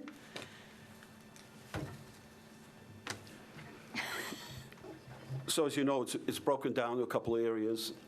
You're allowed to spend within certain percentages, but you can't spend out of that percentage. So you can't spend it all in one particular area. I think everybody knows that. So out of the CDBG, we fund planning and administration, code enforcement, housing rehab. Housing rehab's changed. We used to go in and do, at one time, take a whole two-family house and go right through it. But it's really changed, and a lot of that is because the interest rate is very low. So even if you could go get an equity loan, you could probably get it cheaper than what you could maybe get it through us. But a lot of what we do now is seniors in the community whose boilers might go or the water line went, single-family houses there. We really make it a point of trying to keep seniors in their home. That's seniors and veterans in their home. They really want to be there. They want to stay as long as they can. So we use the program to try to really to do that. So, we use as much money as we possibly can to help them with that. But there are things that go, and hot water tank isn't $500 anymore, and a roof is certainly not $5,000 anymore. It's very costly. So a lot of that, our projects have changed. It's changed from maybe what it used to be. Our 108 loan, we're paying back ourselves on the 108 loan every year. We did some work down around Whitney Street. Recreation Department summer program, the energy program, which we help people with the heating fund. Summer youth program, where we hire individuals that might be young adults mostly from the high school. The state pool program, which is helping those that might not be able to afford a pass. Maybe they have 3 or 4 kids that can't afford a whole pass, so we help out with that. Want to choose a home care financial, helps elderly with understanding their finances. They get scammed a lot. We're trying to help them to budget properly, and the Montechusett Home Care Financial Program is excellent for that. North Star Homeless Shelter is the only shelter that takes families. In this whole area, there's only one organization that takes families. Spanish American Center Crossroads, Spanish American Center Referral and Advocacy. And that isn't just for Spanish. For those that are Spanish, they really do a good job of the outreach in the community. Allen Crest Learning Center, they built that center with Greg Lascotti at the time, working with the Housing Authority and CDBG, built that center down there, the Allen Crest Learning Center. Clear Paths for Veterans, something new that we did. Why don't you go ahead and explain that? You helped to get that organized. It's for the veterans of Leominster. They're actually from Fort Devens, where they're based off of. They'll help low-income veterans from Leominster, and they'll feed them 3 times a week. So they travel around. They'll make sure they're low-income, document everything, and they'll get fresh meals. You do it so well. She has a ability to just crunch it down in 2 sentences. Growing Places is pop-up market, trying to get nutritional food out to those lower to moderate income. Catholic Charities runs a program right down here on 4th and Mechanic Street, and they run a program for young females and getting reintroduction, life skills program, so they can become introduced to their children, and that gives us a $470,000, $593,000 program for. Remember, the program used to be much greater, and then it's been reduced over the years, but that completes our action plan. We have an estimated year 47 program income of $50,000, so they do fluctuate on that. Yep. On the program income. Actually, 2 years ago, we got $243,000, and because of it, we're doing a couple of program income extra projects this year, and one of them is with Leominster Housing Authority for all of the 3 units, Laurie Drive, downtown. We're going to put all new fire systems in. They're about 50 years old. That'll be about $55,000. And then for the new, is it Frankie Fortunato Park? Mm-hmm. The sidewalk all the way around, about $21,000. Yeah, that's good. And we spend a lot of time listening to the community, open sessions, listen to what different organizations say they need. And that could change. As you know, from year to year, it might change. Stays consistent maybe in 2 years, but then things change. Certainly the COVID changed things. And again, the independent living of our seniors in town, you know, they're 80, 90 years old, they still want to live in the house, and maybe live at 556 Central Street in the park down there, but they want to stay. And we do everything we can for them. The primary focus is veterans, our seniors, and low to moderate income, and that's what's worked well for us. So when we have these listening sessions, we're right on in terms of, you know, the needs of the community. So when we submit this to you, we've had open and public forums and listening sessions, and people have had a chance to share their opinion as to what they think, you know, the issues might be and where the money ought to be spent. And the extra things that we're talking about doing this year is program income, which comes from the housing rehab. So any work we've done in liens get paid back to the program. We're allowed to spend it, and we don't put it back into the general pot simply because then it would just, we have caps everywhere. So we have a cap on planning and admin at 20%, and then of our nonprofits, because we'd love to give them more, but we can't. We can only give them 15% of whatever we're allotted by our community needs. So the way it used to be is you'd give somebody a grant, and they wouldn't have to pay back until they sold it. And we changed that so that, you know, if they refinanced, and we put some things in place that if other things happen or they sell it, they have to come back and provide us. A lot of documentation isn't there, so we have to make, you know, we have to adjust for that. But now at least the program is that you take money from the program and you pay it back.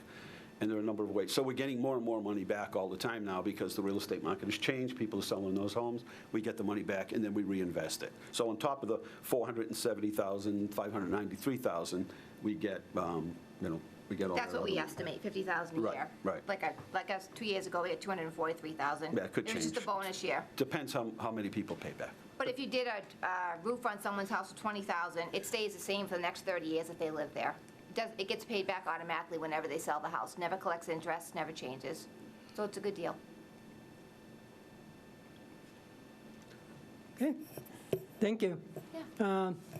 I just want to add, I know Ellen doesn't say a whole lot, but I've had seniors mention to me how great she is with them and meets them at night, meets them early in the morning. Absolutely. Meets them on the weekend and do anything she can to help them. So I just wanted to relay that a little bit. Councilor Dombrowski, do you have any questions? I don't have any questions. Thanks. Councilor David Cormier? I do not. I'm all set. Thank you very much. Any other councilors have any questions or comments? Okay, let's just hope we continue to get that funding every year. It shows how important it is, and every year we hold our breath. And, you know, fortunately, we've continued with it, but it's always subject to coming off the block, I guess.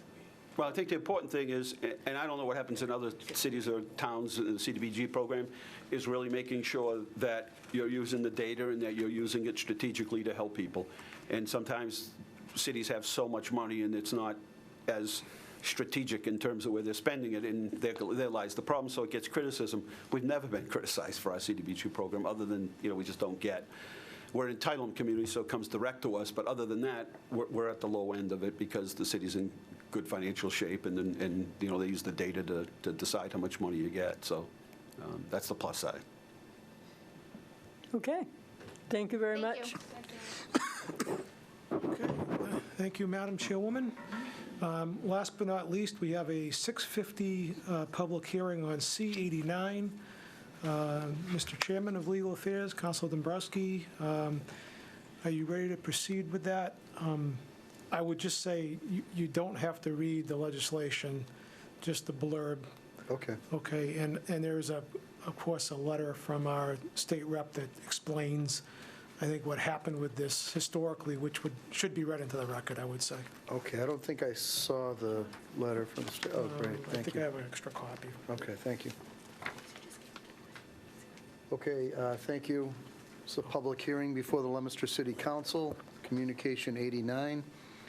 Dean J. Mazzarella, Mayor, requests that the City Council adopt the attached home rule petition. This is something we previously approved in 2018. Per the President's directive, I'll read the Mayor's summary here. In 2018, I submitted a home rule petition for your consideration regarding retired police officers and traffic details. Upon local approval, the home rule petition was filed by Representative Natalie Higgins in October of 2019. Unfortunately, the legislation did not advance through both the House and the Senate, and we were advised by Representative Higgins that the home rule petition has now expired, and we need to start the process from the beginning. And we do have a letter from Representative Higgins dated May 25th, 2021. Council President Bedanza, I am writing to request an updated home rule petition to be filed with HD 931, an act providing for special police officers in the city of Leominster. Home rule petitions expire after 2 sessions, and Senator Cronin and I hope to move this legislation as quickly as possible during the current 192nd legislative session once we receive the new petition from the City Council.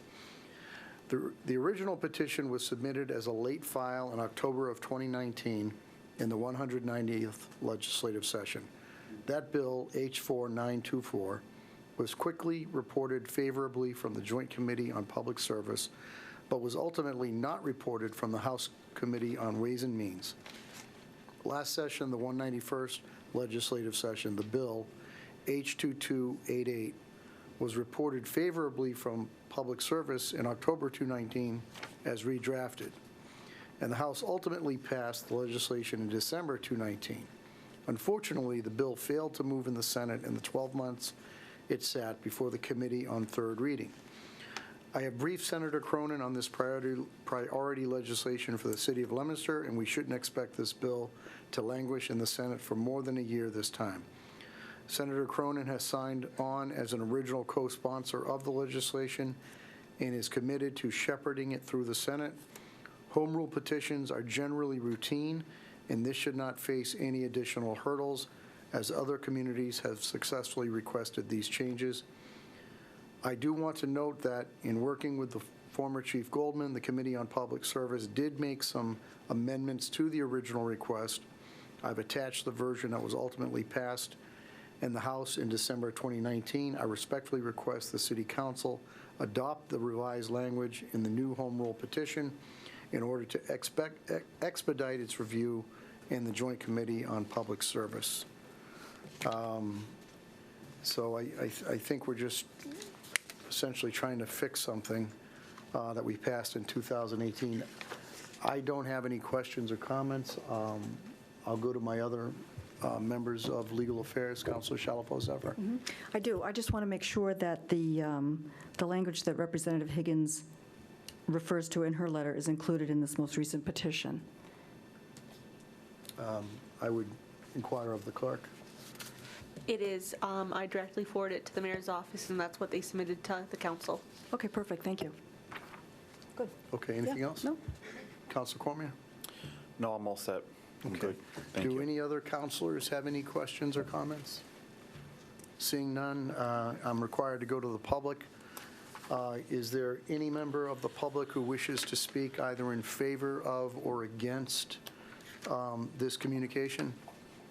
Second time, does any member of the public wish to speak either in favor of or against this communication? Third and final time, does any member of the public wish to speak either in favor of or against this communication? Seeing none, Mr. President, I declare the public hearing closed. Thank you very much, Mr. Chairman. Yep. All right, we now will conduct the public forum. The public forum is an opportunity for any member of the audience to speak on a matter specifically listed on the council agenda. Speakers will be asked to come to the microphone and state their formal name and address, along with identifying the specific item or items they wish to address. Each speaker is respectfully asked to keep their comments within a 2-minute time frame. The council will not be responding or answering any questions. However, at the discretion of the council president, clarification may be given. We don't have anybody signed up, but though that is the case, I will ask, is there any member of the public that wishes to address the council relative to a matter that's on our agenda? In a second time, is there any member of the public that wishes to address the council in the public forum relative to a matter on our agenda? In a third and final time, is there any member of the public that wishes to address the city council in the public forum relative to a matter on our agenda? Seeing none, I will declare the public forum closed. We are now in session and formally, and we will start with communications from the mayor and C92. C92, Dean J. Mazzarella, Mayor, request that an appropriation of $80,000 be made to the Recreation Department expense account, the same amount to be transferred from the Recreation Department salary and wages account regarding ongoing skate park project that will carry over into fiscal year 2022. C92 is referred to the Chairman of Finance. First time on the calendar, Mr. President, regular course.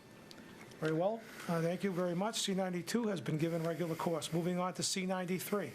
C93, Dean J. Mazzarella, Mayor, request that an appropriation of $1,016,208.38 be made to the Sewer Department capital expense account, the same amount to be transferred from the excess and deficiency account. C93 is referred to the Chairman of Finance. First time on the calendar, regular course. Thank you, Mr. Chairman. C93 has been given regular course. Moving on to C94.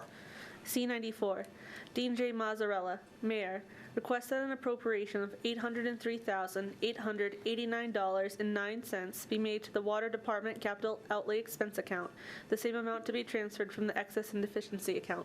C94 is referred to the Chairman of Finance. First time on the calendar, regular course. Thank you, Mr. Chairman. C94 has been given regular course. C95.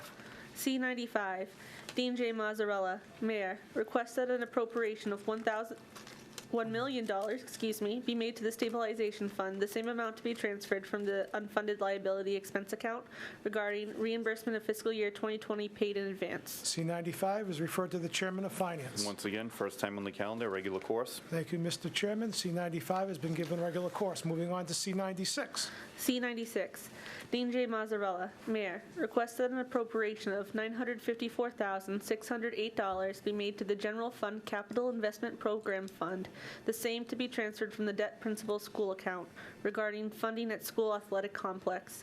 Projected funding at school athletic complex, it's come into a table, fiscal year 2020, $650,000. Fiscal year 2021, $954,608. Fiscal year 2022, $954,608. Fiscal year 2023, $2,400,000. Fiscal year 2024, $2,400,000. Fiscal year 2025, $2,400,000, totaling $9,759,216. C96 is referred to the Chairman of Finance. First time on the calendar, regular course. Thank you very much. C96 has been given regular course. C97. C97, Dean J. Mazzarella, Mayor, request that an appropriation of $650,000 be made to the General Fund Capital Investment Program Fund, the same to be transferred from the unfunded liability expense account regarding funding at school athletic complex fiscal year 2020, and it has an identical table. C97 is referred to the Chairman of Finance. First time on the calendar, regular course. Thank you, Mr. Chairman. C97 has been given regular course. C98. C98, Dean J. Mazzarella, Mayor, requests that an appropriation of $21,000 be made to the cemetery expense account, the same amount to be transferred from the cemetery perpetual care income account regarding overhead door replacement and mower. C98 is referred to the Chairman of Finance. First time on the calendar, regular course. Thank you. C98 has been given regular course. Moving on to C99.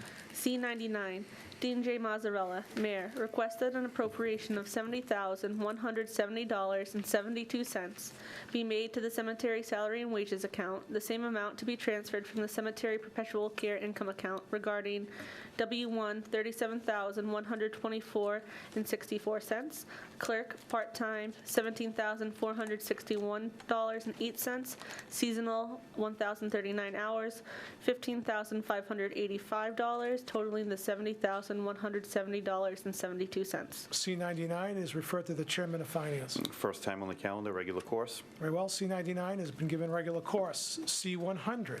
C100, Dean J. Mazzarella, Mayor, requests that the fiscal year 2022, which totals $137,076,287.10, be adopted, the same amount to be raised by fiscal year 2022 revenue. C100 is referred to the Chairman of Finance. First time on the calendar, Mr. President, regular course, and I would ask that we establish a public hearing for June 28th, 2021 at 6:35 p.m. Okay, you've heard the request to establish a public hearing on C-100 for June 28th, 2021 at 6:35 PM. All those in favor of establishing the public hearing on that date and time, please recognize in the usual manner. Anyone opposed? By a vote of 8-0, the public hearing is established. Moving on to C-101. C-101, Dean J. Mazzarella, Mayor, requests that the fiscal year 2022 Water Department budget, which totals $6,748,994.08, be adopted as listed. The same amount to be raised as authorized by Massachusetts General Law, Chapter 44, Section 53E, regarding attachment fiscal year 2022 Water Department budget. C-101 is referred to the Chairman of Finance. Once again, first time on the calendar, regular course, and I would ask that we take a vote to establish a public hearing for June 28th, 2021 at 6:40 PM. I hear the Chairman's request that we establish a hearing date for C-101 on June 28th, 2021 at 6:40 PM. All those in favor of establishing the hearing date thusly, please recognize in the usual manner. Anyone opposed? We have established the hearing date by a vote of 8-0. Moving on to C-102. C-102, Dean J. Mazzarella, Mayor, requests that the fiscal year 2022 Sewer Department budget, which totals $6,337,577.20, be adopted as listed. The same amount to be raised as authorized by Massachusetts General Law, Chapter 44, Section 53E, regarding attachment fiscal year 2022 Sewer Department budget. C-102 is referred to the Chairman of Finance. Once again, Mr. President, regular course, and I ask that we take a vote to establish a public hearing on June 28th, 2021 at 6:45 PM. You've heard the request of the Chairman to establish a public hearing date on C-102 for June 28th, 2021 at 6:45 PM. All those in favor of establishing that hearing date and time, please recognize in the usual manner. Anyone opposed? By a vote of 8-0, the hearing date and time are established for C-102. All right, we now have a suspension of the rules. So I would ask relative to C-103, to all those in favor of suspending the rules relative to C-103, recognize in the usual manner. Anyone opposed? The rules are suspended, and C-103 is accepted and referred to the Chairman of Finance. Thank you, Mr. President. Suspension of the rules, C-103, Dean J. Mazzarella, Mayor, requests an appropriation of $11,486,758.53 be made to the stabilization fund, the same amount to be transferred from the excess and deficiency account. This is just going to be regular course this evening. Very well. C-103 has been given regular course. Moving on to petitions, first time on the agenda, starting with 74-21.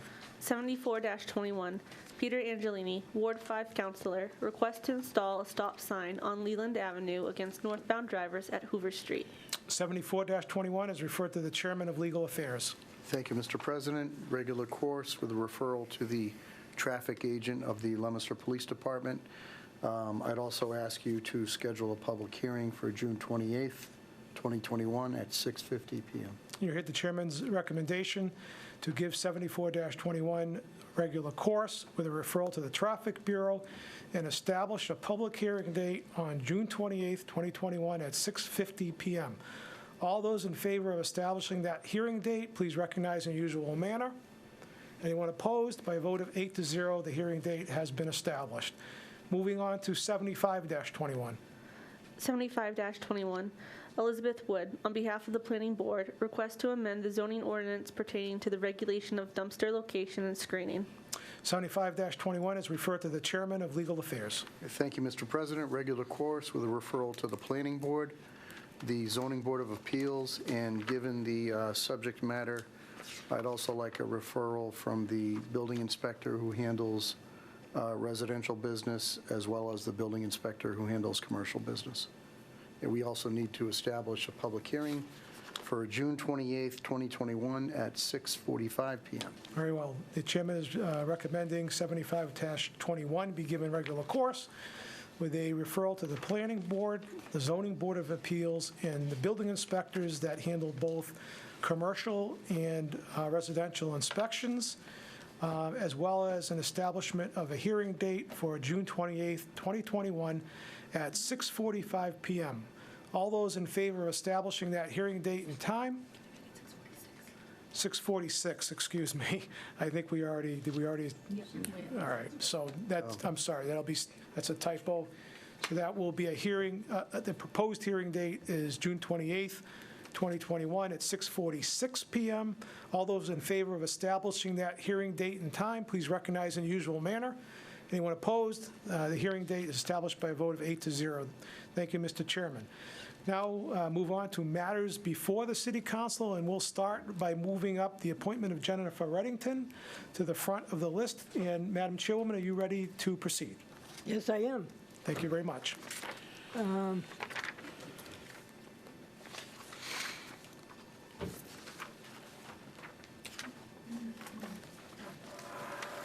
This is Dean J. Mazzarella, Mayor. Request a confirmation of the permanent appointment of Jennifer Reddington to the position of Comptroller for the City of Leominster for a term of 3 years, effective June 21st, 2021.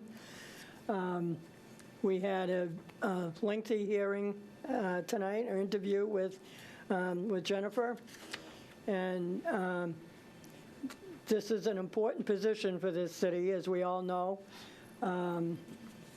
And we have not gone out to look for anyone in 70 years, so it was a new experience to review exactly what the job was, what it entailed, what was needed, what we all felt. We did a lot of research, and I put a lot of questions together on things that I felt were important to this council, things that come up pretty much every year in the budget process, many times during regular course of business. And as far as I'm concerned, every question, I've been very concerned about stabilization and taking money out of that. I really believe that that's going to be changed, and we can get back to the way we used to do things a number of years ago with the Munis system in effect, and just a lot of the pandemic behind us. So I really am confident in that. The cooperative effort with the school department is crucial in this city, with 60% of the budget. There needs to be more discussion with the business managers and the people involved in the schools. We're not enemies. We're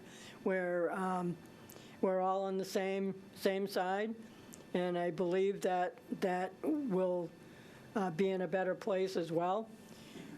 Every question that was asked of Jennifer tonight, there was no hesitation in the answer. There was no lengthy thought process on how to answer it. I think it came pretty naturally.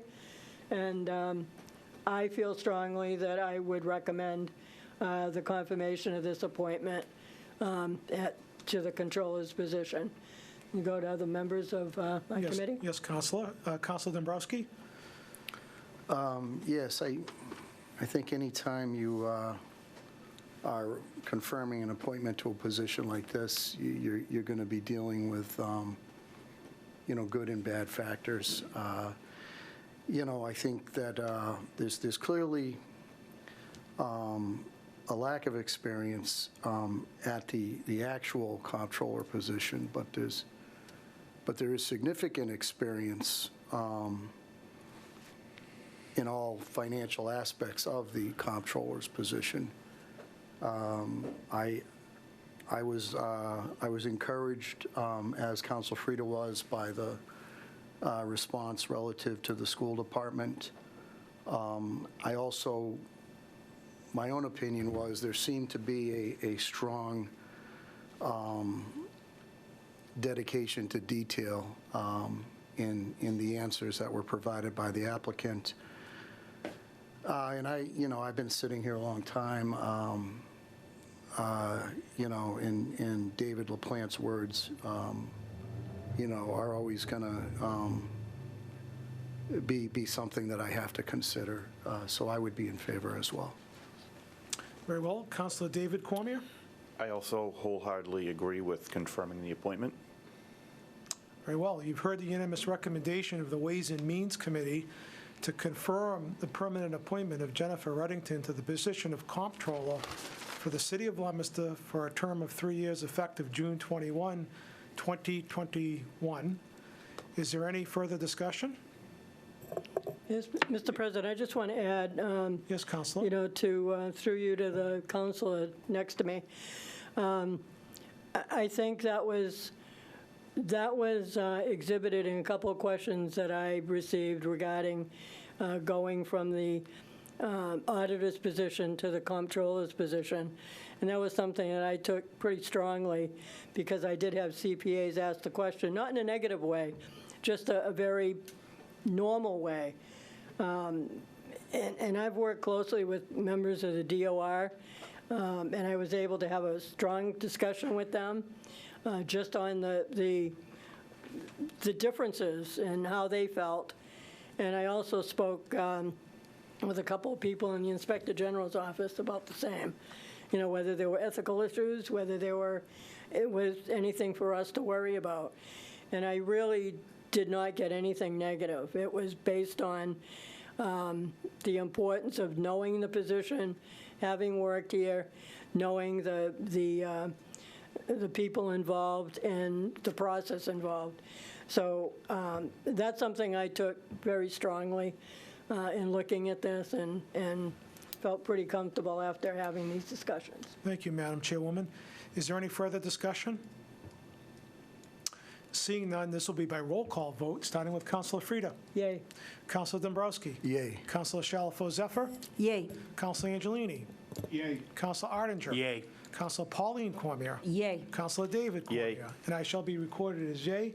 The permanent appointment is confirmed by a vote of 8-0. Congratulations, Jennifer. Congratulations.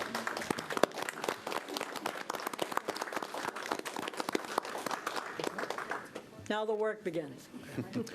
All right, we're now going to move on, Councilor Frida, to 73-21, which is on the agenda but omitted from the action side. And I figure we'll get that out of the way now so we don't overlook it.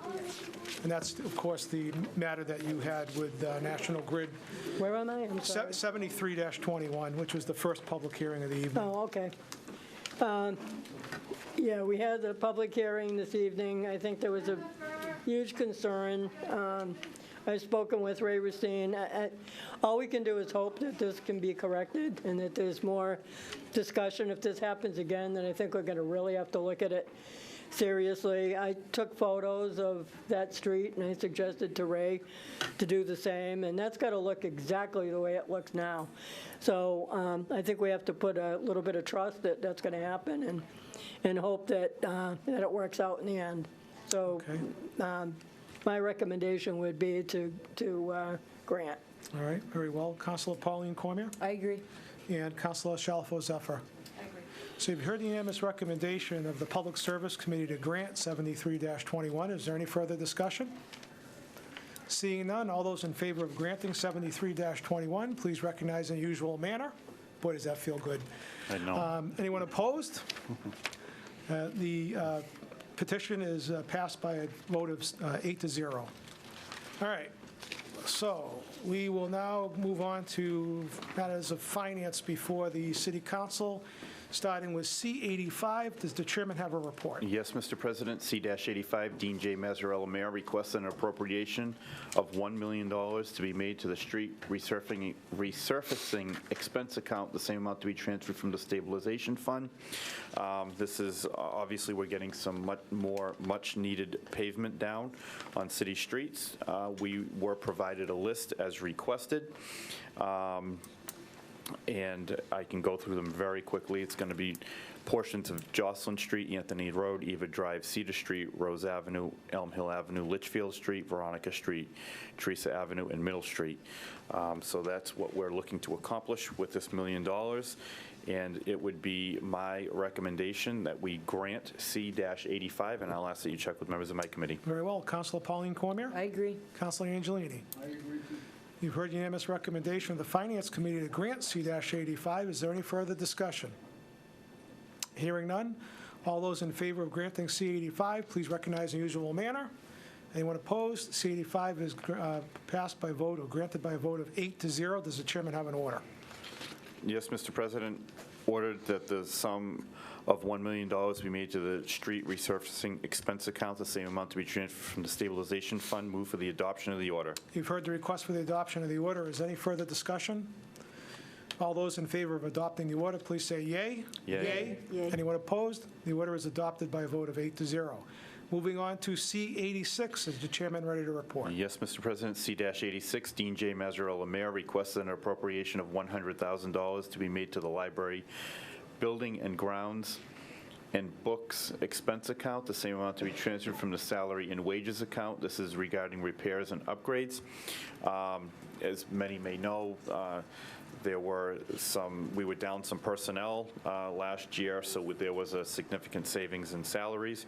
So we're just looking to transfer some of that money from that savings out, and we are going to buy, I can read a very brief letter that was sent to us by the library director, Alex Lent. This transfer will fund the purchase and installation of a new keycard printer and replacement door and keycard control panels, as well as repairs and upgrades to the library's security camera system. These projects are necessary because the library's current keycard printer, door, and keycard control panels and security camera system were all installed when the library was expanded and renovated in 2007 and have reached the end of their life. This transfer will also fund the majority of library's remaining book purchases through the end of the fiscal year. If you have any questions regarding this, please don't hesitate to contact me. And the breakdown is that $70,000 of that is going to go toward building and grounds, and the other $30,000 is going to go toward the books. So it would be my recommendation to grant C-86, and I'll ask that you check with members of my committee. Very well. Councilor Pauline Cormier? I agree. Councilor Angelini? I will make it unanimous, Mr. President. Thank you. You've heard unanimous recommendation of the Finance Committee to grant C-86. Is there any further discussion? I know Councilor Shalfo-Zephyr will join me as a fellow trustee in being astonished by the fact that we are 14 years away from already the library renovation project, which is just astounding. All right. All those in favor of granting C-86, please recognize in the usual manner. Anyone opposed? The petition is granted by a vote of 8-0. Does the chairman have an order? Yes, Mr. President, ordered that the sum of $100,000 be made to the library building and grounds and books expense account, the same amount to be transferred from the salary and wages account regarding repairs and upgrades. Move for the adoption of the order. You've heard the request for the adoption of the order. Is there any further discussion? Hearing none, all those in favor of adopting the order, please say yay. Yay. Yay. Anyone opposed? The order is adopted by a vote of 8-0. Moving on to C-84, we have a ratification of an emergency preamble, Mr. Chairman. Yes, Mr. President. C-84 and C-91, I will defer to the clerk of finance because I originally abstained from these for a conflict of interest. I have a family member in the fire department. Very well.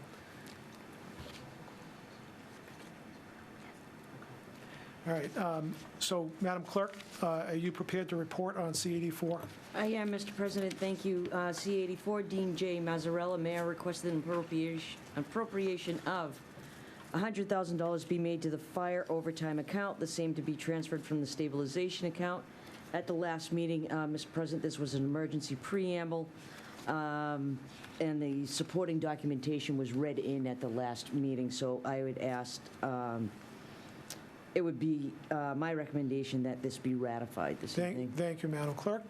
Councilor Angelini? I'm supportive of this request as well, Mr. Chairman. Okay, so you've heard the unanimous recommendation of the Finance Committee to ratify C-84 because this is a ratification of an emergency preamble. This will be by roll call, starting with Councilor Frida. Yay. Councilor Dombrowski. Yay. Councilor Shalfo-Zephyr. Yay. Councilor Angelini. Yay. Councilor Arndinger. Yay. Councilor Pauline Cormier. Yay. And I shall be recorded as yay. C-84 is ratified by a vote of 7-0. Moving on to C-91, Madam Clerk, are you ready to report? Yes, Mr. President, thank you. Dean J. Mazzarella requests the appropriation of $100,000 to be made to the fire overtime account, the same amount to be transferred from the fire department salary and wages account. Again, Mr. President, this was an emergency preamble. On the last date, the supporting documentation was read into it. it would be my recommendation that we ratify C-91. Very well. Councilor Angelini? I'm in agreement as well, Mr. President. Thank you. You heard the unanimous recommendation of Finance to ratify C-91. Is there any further discussion? Hearing none, this will be by roll call, starting with Councilor Frida. Yay. Councilor Dombrowski. Yay. Councilor Shalfo Zephyr. Yay. Councilor Angelini. Yay. Councilor Arndinger. Yay. Councilor Pauline Cormier. Yay. And I shall be recorded as yay. C-91 is ratified by a vote of 7-0. Moving on to Legal Affairs and C-89. Is the chairman ready to report? I am, Mr. President. Communication 89, Dean J. Mazzarella, Mayor, requests that the City Council adopt the attached home rule petition. If you recall from the public hearing earlier, this is something that we passed back in 2018. It got jammed up at the State House level, which has necessitated us having to restart the process. My recommendation is to grant Communication 89. Very well. I'd ask you to poll my committee. Thank you. Councilor Shalfo Zephyr. I agree. Councilor David Cormier. I also agree. You've heard the unanimous recommendation of the Legal Affairs Committee to grant C-89. Is there any further discussion? Hearing none, this will be by roll call, starting with Councilor Frida. Yay. Councilor Dombrowski. Yay. Councilor Shalfo Zephyr. Yay. Councilor Angelini. Yay. Councilor Arndinger. Yay. Councilor Pauline Cormier. Yay. Councilor David Cormier. Yay. And I shall be recorded as yay. C-89 is passed by a vote of 8-0. Moving on to Ways and Means, we've already taken care of the comptroller position. And now we'll move on to Leon Cristoforo. Do we have to formally give that further time, Madam Chairwoman? Yes. And that's the recommendation, I assume? Yep. Dean J. Mazzarella, Mayor, requests the appointment of Leon Cristoforo to the Historical Commission, term to expire 4/15/2024. The recommendation would be for further time, for him to be able to come in at the next meeting for an interview. Very well. Councilor Dombrowski, you're okay with that? Yes. And Councilor David Cormier. I also am The in unanimous agreement. recommendation of Ways and Means is to give the appointment of Leon Cristoforo further time. Any discussion? Seeing none, all those in favor of further time, please recognize in the usual manner. Those opposed, by a vote of 8-0, the appointment of Leon Cristoforo is given further time to the next meeting on 6/28. Moving on to C-87, is the chairwoman ready to report? Yep. C-87, Dean J. Mazzarella, Mayor, submitted the proposed CDBG Budget Action Plan for the City of Leominster, year 47. We had public hearing tonight and had a summary of where this money is going, and certainly beneficial to the City of Leominster. And the recommendation would be to adopt the budget plan. Very well. I'll check with other members of your committee, starting with Councilor Dombrowski I agree. and Councilor David Cormier. I also agree. You've heard the unanimous recommendation of Ways and Means Committee to grant C-87. Is there any further discussion? Hearing none, all those in favor of C-87, please recognize in the usual manner. Those opposed, C-87 is granted by a vote of 8-0. Moving on to C-88, is the chairwoman ready to report? C-88, Dean J. Mazzarella, Mayor, requests that the City Council accept the North Main Street Alteration Project Resolution. My recommendation would be to accept the resolution. All right, and I'll check with members of your committee, Councilor Dombrowski I agree.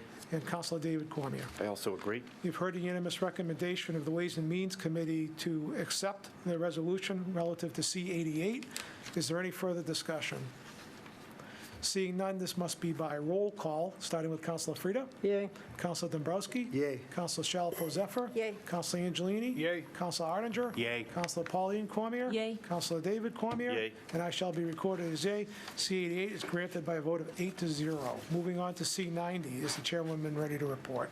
C-90, Dean J. Mazzarella, Mayor, requests that the City Council adopt the resolution to authorize the superintendent to submit statement of interest form to the Massachusetts School Building Authority. The recommendation would be to adopt the resolution. Very well. I'll check with Councilor Dombrowski I agree. and Councilor David Cormier. I also agree. You've heard unanimous recommendation of the Ways and Means Committee to adopt the resolution on C-90. Any further discussion?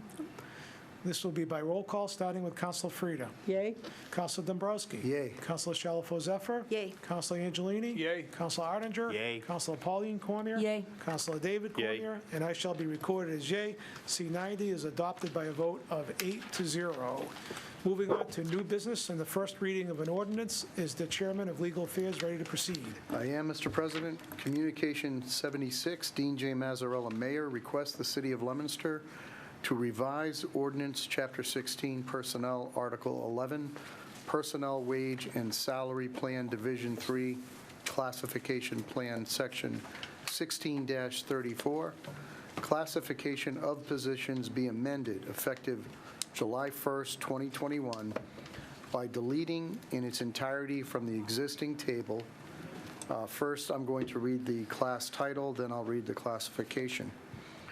Purchasing Agent, S8, Nurse Public Health, S5, Code Enforcement Inspector, S6, Plumbing Inspector, S7, City Treasurer Collector Assistant, S5, and inserting in their place the following: Purchasing Agent, S10, Nurse Public Health, S7, Code Enforcement Inspector, S7, Plumbing Inspector, S8, City Treasurer Collector Assistant, S6, and by also inserting a new class title and classification as follows: Business Development Coordinator, S7. My recommendation is to adopt the first reading of the ordinance. I'd ask you to poll my committee. Very well. Councilor Shalfo Zephyr. I agree. And Councilor David Cormier. I also agree. You've heard the unanimous recommendation of the Legal Affairs Committee to adopt the first reading of the ordinance. Is there any further discussion? Councilor Dombrowski? Mr. President, I think we also need to vote on a public hearing for the second reading of the ordinance, I believe. And you're recommending May? May 10th, 2021 at 6:25. No, that wouldn't be right. No. No? I don't think we can do that. May? Oh. We can do a lot of things. but we Oh, can't- no. I misread that. I apologize. No, I'm having a lot you of didn't trouble with misread May it. and That's what's in June. there. You haven't proposed it. We don't need one, we've already had ours. We had the public Oh, hearing. okay. I Well, apologize. see how good yeah. we are? Yeah. Right. All right, so you've heard, back to the recommendation. Any further discussion? Hearing none, this will be by roll call, starting with Councilor Frida. Yay. Councilor Dombrowski. Yay. Councilor Shalfo Zephyr. Yay. Councilor Angelini. Yay. Councilor Arndinger. Yay. Councilor Pauline Cormier. Yay. Councilor David Cormier. Yay. And I shall be recorded as yay. The first reading of C-76 is adopted. Yeah. Moving on to 70-21. And Mr. Chairman, I will tell you that this is a long ordinance or regulation. You do not have to read it, Thank God. okay? Yes. So the summary is, according to the city solicitor, is more than appropriate. Thank you. Petition 70-21, Angela Chabuski, Conservation Agent, request to amend Chapter 21 of the revised ordinances entitled Water and Sewers, Article 6, Stormwater and Erosion Control Regulations and Stormwater Ordinance by inserting new definitions and updating the language as attached. And again, this was necessary for us to comply with the statute. My recommendation is to adopt the first reading of the ordinance. Thank you very much. Councilor Shalfo Zephyr. I agree. And Councilor David Cormier. I also agree. You've heard a unanimous recommendation of the Legal Affairs Committee to adopt the first reading of 70-21. Is there any further discussion? Hearing none, this will be by roll call, starting with Councilor Frida. Yay. Councilor Dombrowski. Yay. Councilor Shalfo Zephyr. Yay. Councilor Angelini. Yay. Councilor Arndinger. Yay. Councilor Pauline Cormier. Yay. Councilor David Cormier. Yay. And I shall be recorded as yay. The first reading of the ordinance is adopted by a vote of 8-0. We now have an early Christmas present, apparently. We have the presentation of a gift to the city council. That's correct. Mr. President, if I can, I just want to explain. It was probably about 4 years ago. We had a gavel that was here forever and a day, and it mysteriously disappeared when I believe Councilor Marchand was city council president. We came down to a meeting, and it was gone. So he replaced it. I don't know where he got a replacement, but soon after you became president in 2020, that one also was gone. I don't know where it ended up. And it was eBay, maybe. eBay, yeah. Well, it was actually, it was earlier this year, probably in January, February. I asked the city clerk, in anticipation of a night like tonight, that we would finally be back in our chambers. I asked the city clerk if she had gotten a gavel yet, and she said no. So I said, well, I'd like to do something nice, maybe have a customized gavel, unique to the city of Leominster. So I told her that I would take care of that, and I appreciate her help. We had it engraved, and she helped me with the wording on there as well. So I do appreciate her help as well. So I'm just going to read to you the engraving. I worked with a company down in Worcester that has done work for us in the past, when I believe our plaques you get from them. So we have a gavel, and it's in dedication to all those who serve the Leominster City Council, past, present, and future. That's the gavel. And it also comes with a base. And it says, "With liberty and justice for all." Very nice. On the plaque there. So I'd like to present this to the city of Leominster. It is a gift to the city. And I'm asking that the city clerk, I guess we can't leave it out anymore, so she's going to have to find a safe place for it in the vault upstairs when we're not down here. And you'll be the first holder of it. Thank you very much. I'm very confident I won't ever have to use it. Hopefully not. We'll behave. I don't share that confidence. You're very pessimistic, Councilor Dombrowski. All right, do we have anything else or anything under old business? Councilor Frida. Just, maybe it's me and I'm missing it, but 73-21, was it on the agenda too somewhere? It wasn't. Is that the public service petition? It's on the agenda as a public hearing, but Right, it didn't make the back end of the agenda. It needs to be on the agenda for, I think the city clerk's opinion is because it's on the agenda as a public hearing, that we could act on it, which is what we did. You have legal authority to take action on it because it's technically it's listed kind of on hard our to follow agenda. when you're following the agenda after, to go back to the front page of the hearing. I don't So disagree. can we with just that. put it in? from now Absolutely, on? yes. Just- Yeah, It makes it a little bit better flowing. Wasn't was an meant to be that oversight. way, yeah. Okay. And I just had one other thing, too. Sure, I don't know if it's possible to do. Tonight was fine. I wasn't sure it was going to go as well with Jennifer or not. But I'd like to see if we can, because we're going to have Economic Development Director at some point, and Board of Health Director at some point. If we can have them come down when they first go on the agenda. Now, if there had been a problem tonight with some questions that any councilor wanted answered, we'd have to give it further time and put it off, because we're voting the same night and we don't have time to get the answers. If we could do the interview at the first meeting when when the name goes on, if we can't do that, then I'll have to have a subcommittee meeting in between. But I just don't think I think if we have some questions about a particular candidate, we're not going to be able to ask the questions, get the answers, and vote. And it could lead to voting against someone. I think we can double check with the city solicitor to make sure that we can do that, but fail-safe is that if we can't, we can, as you said, we can schedule a subcommittee meeting in between. So- Yeah, I can do that. But I Right. just thought that this was a better public way of making sure everybody hears I the interview don't process. disagree. We'll just double check to make sure we can do Yeah. it. I'd want to just double check because I wouldn't want that to be perceived as taking action on something when it's on for the first time, so I'll double check and share that opinion. Okay, Yeah, we can make it very clear. all right. Absolutely. All right. Thank you, Counselor. Anybody else have anything under old business? Yeah, Mr. President, Yes, if Counselor. I may. Yes, Counselor Cormier? I just want to address an issue that Councilor across from me had asked a couple of times on a $450,000 appropriation, I believe it was, a couple of meetings ago. There was a difference of money of about $112,000.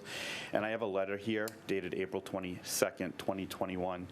And I don't know if we all overlooked the bottom line, the bottom paragraph, or not, but it states at the bottom, as a result of this construction, this is the construction of the intersection up on North Main Street, near McDonald's.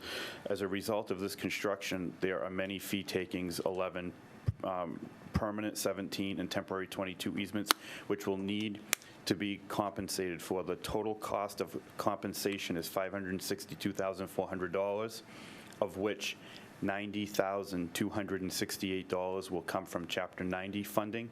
So that is a big chunk of the difference was when it's time to repave the street and put it all back into place after they're done digging it all up. A good portion of that money is going to come from Chapter 90, according to this letter.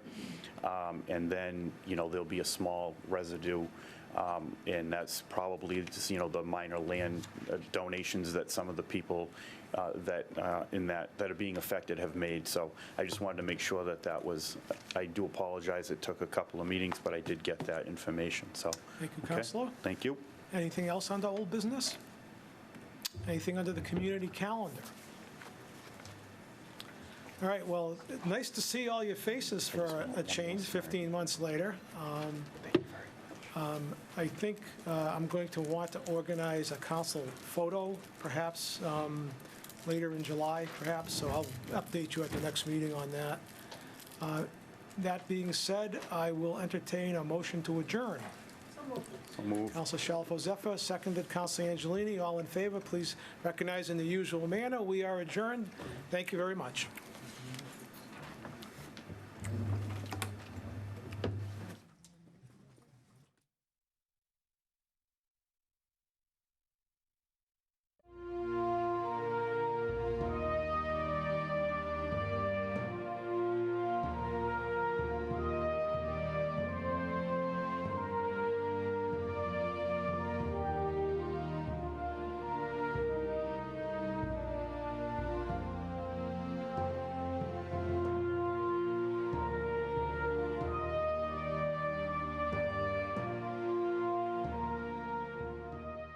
The Leominster City Council meeting is funded in part by DeCarolis Insurance Agency at www.decarolisinsuranceagency.com.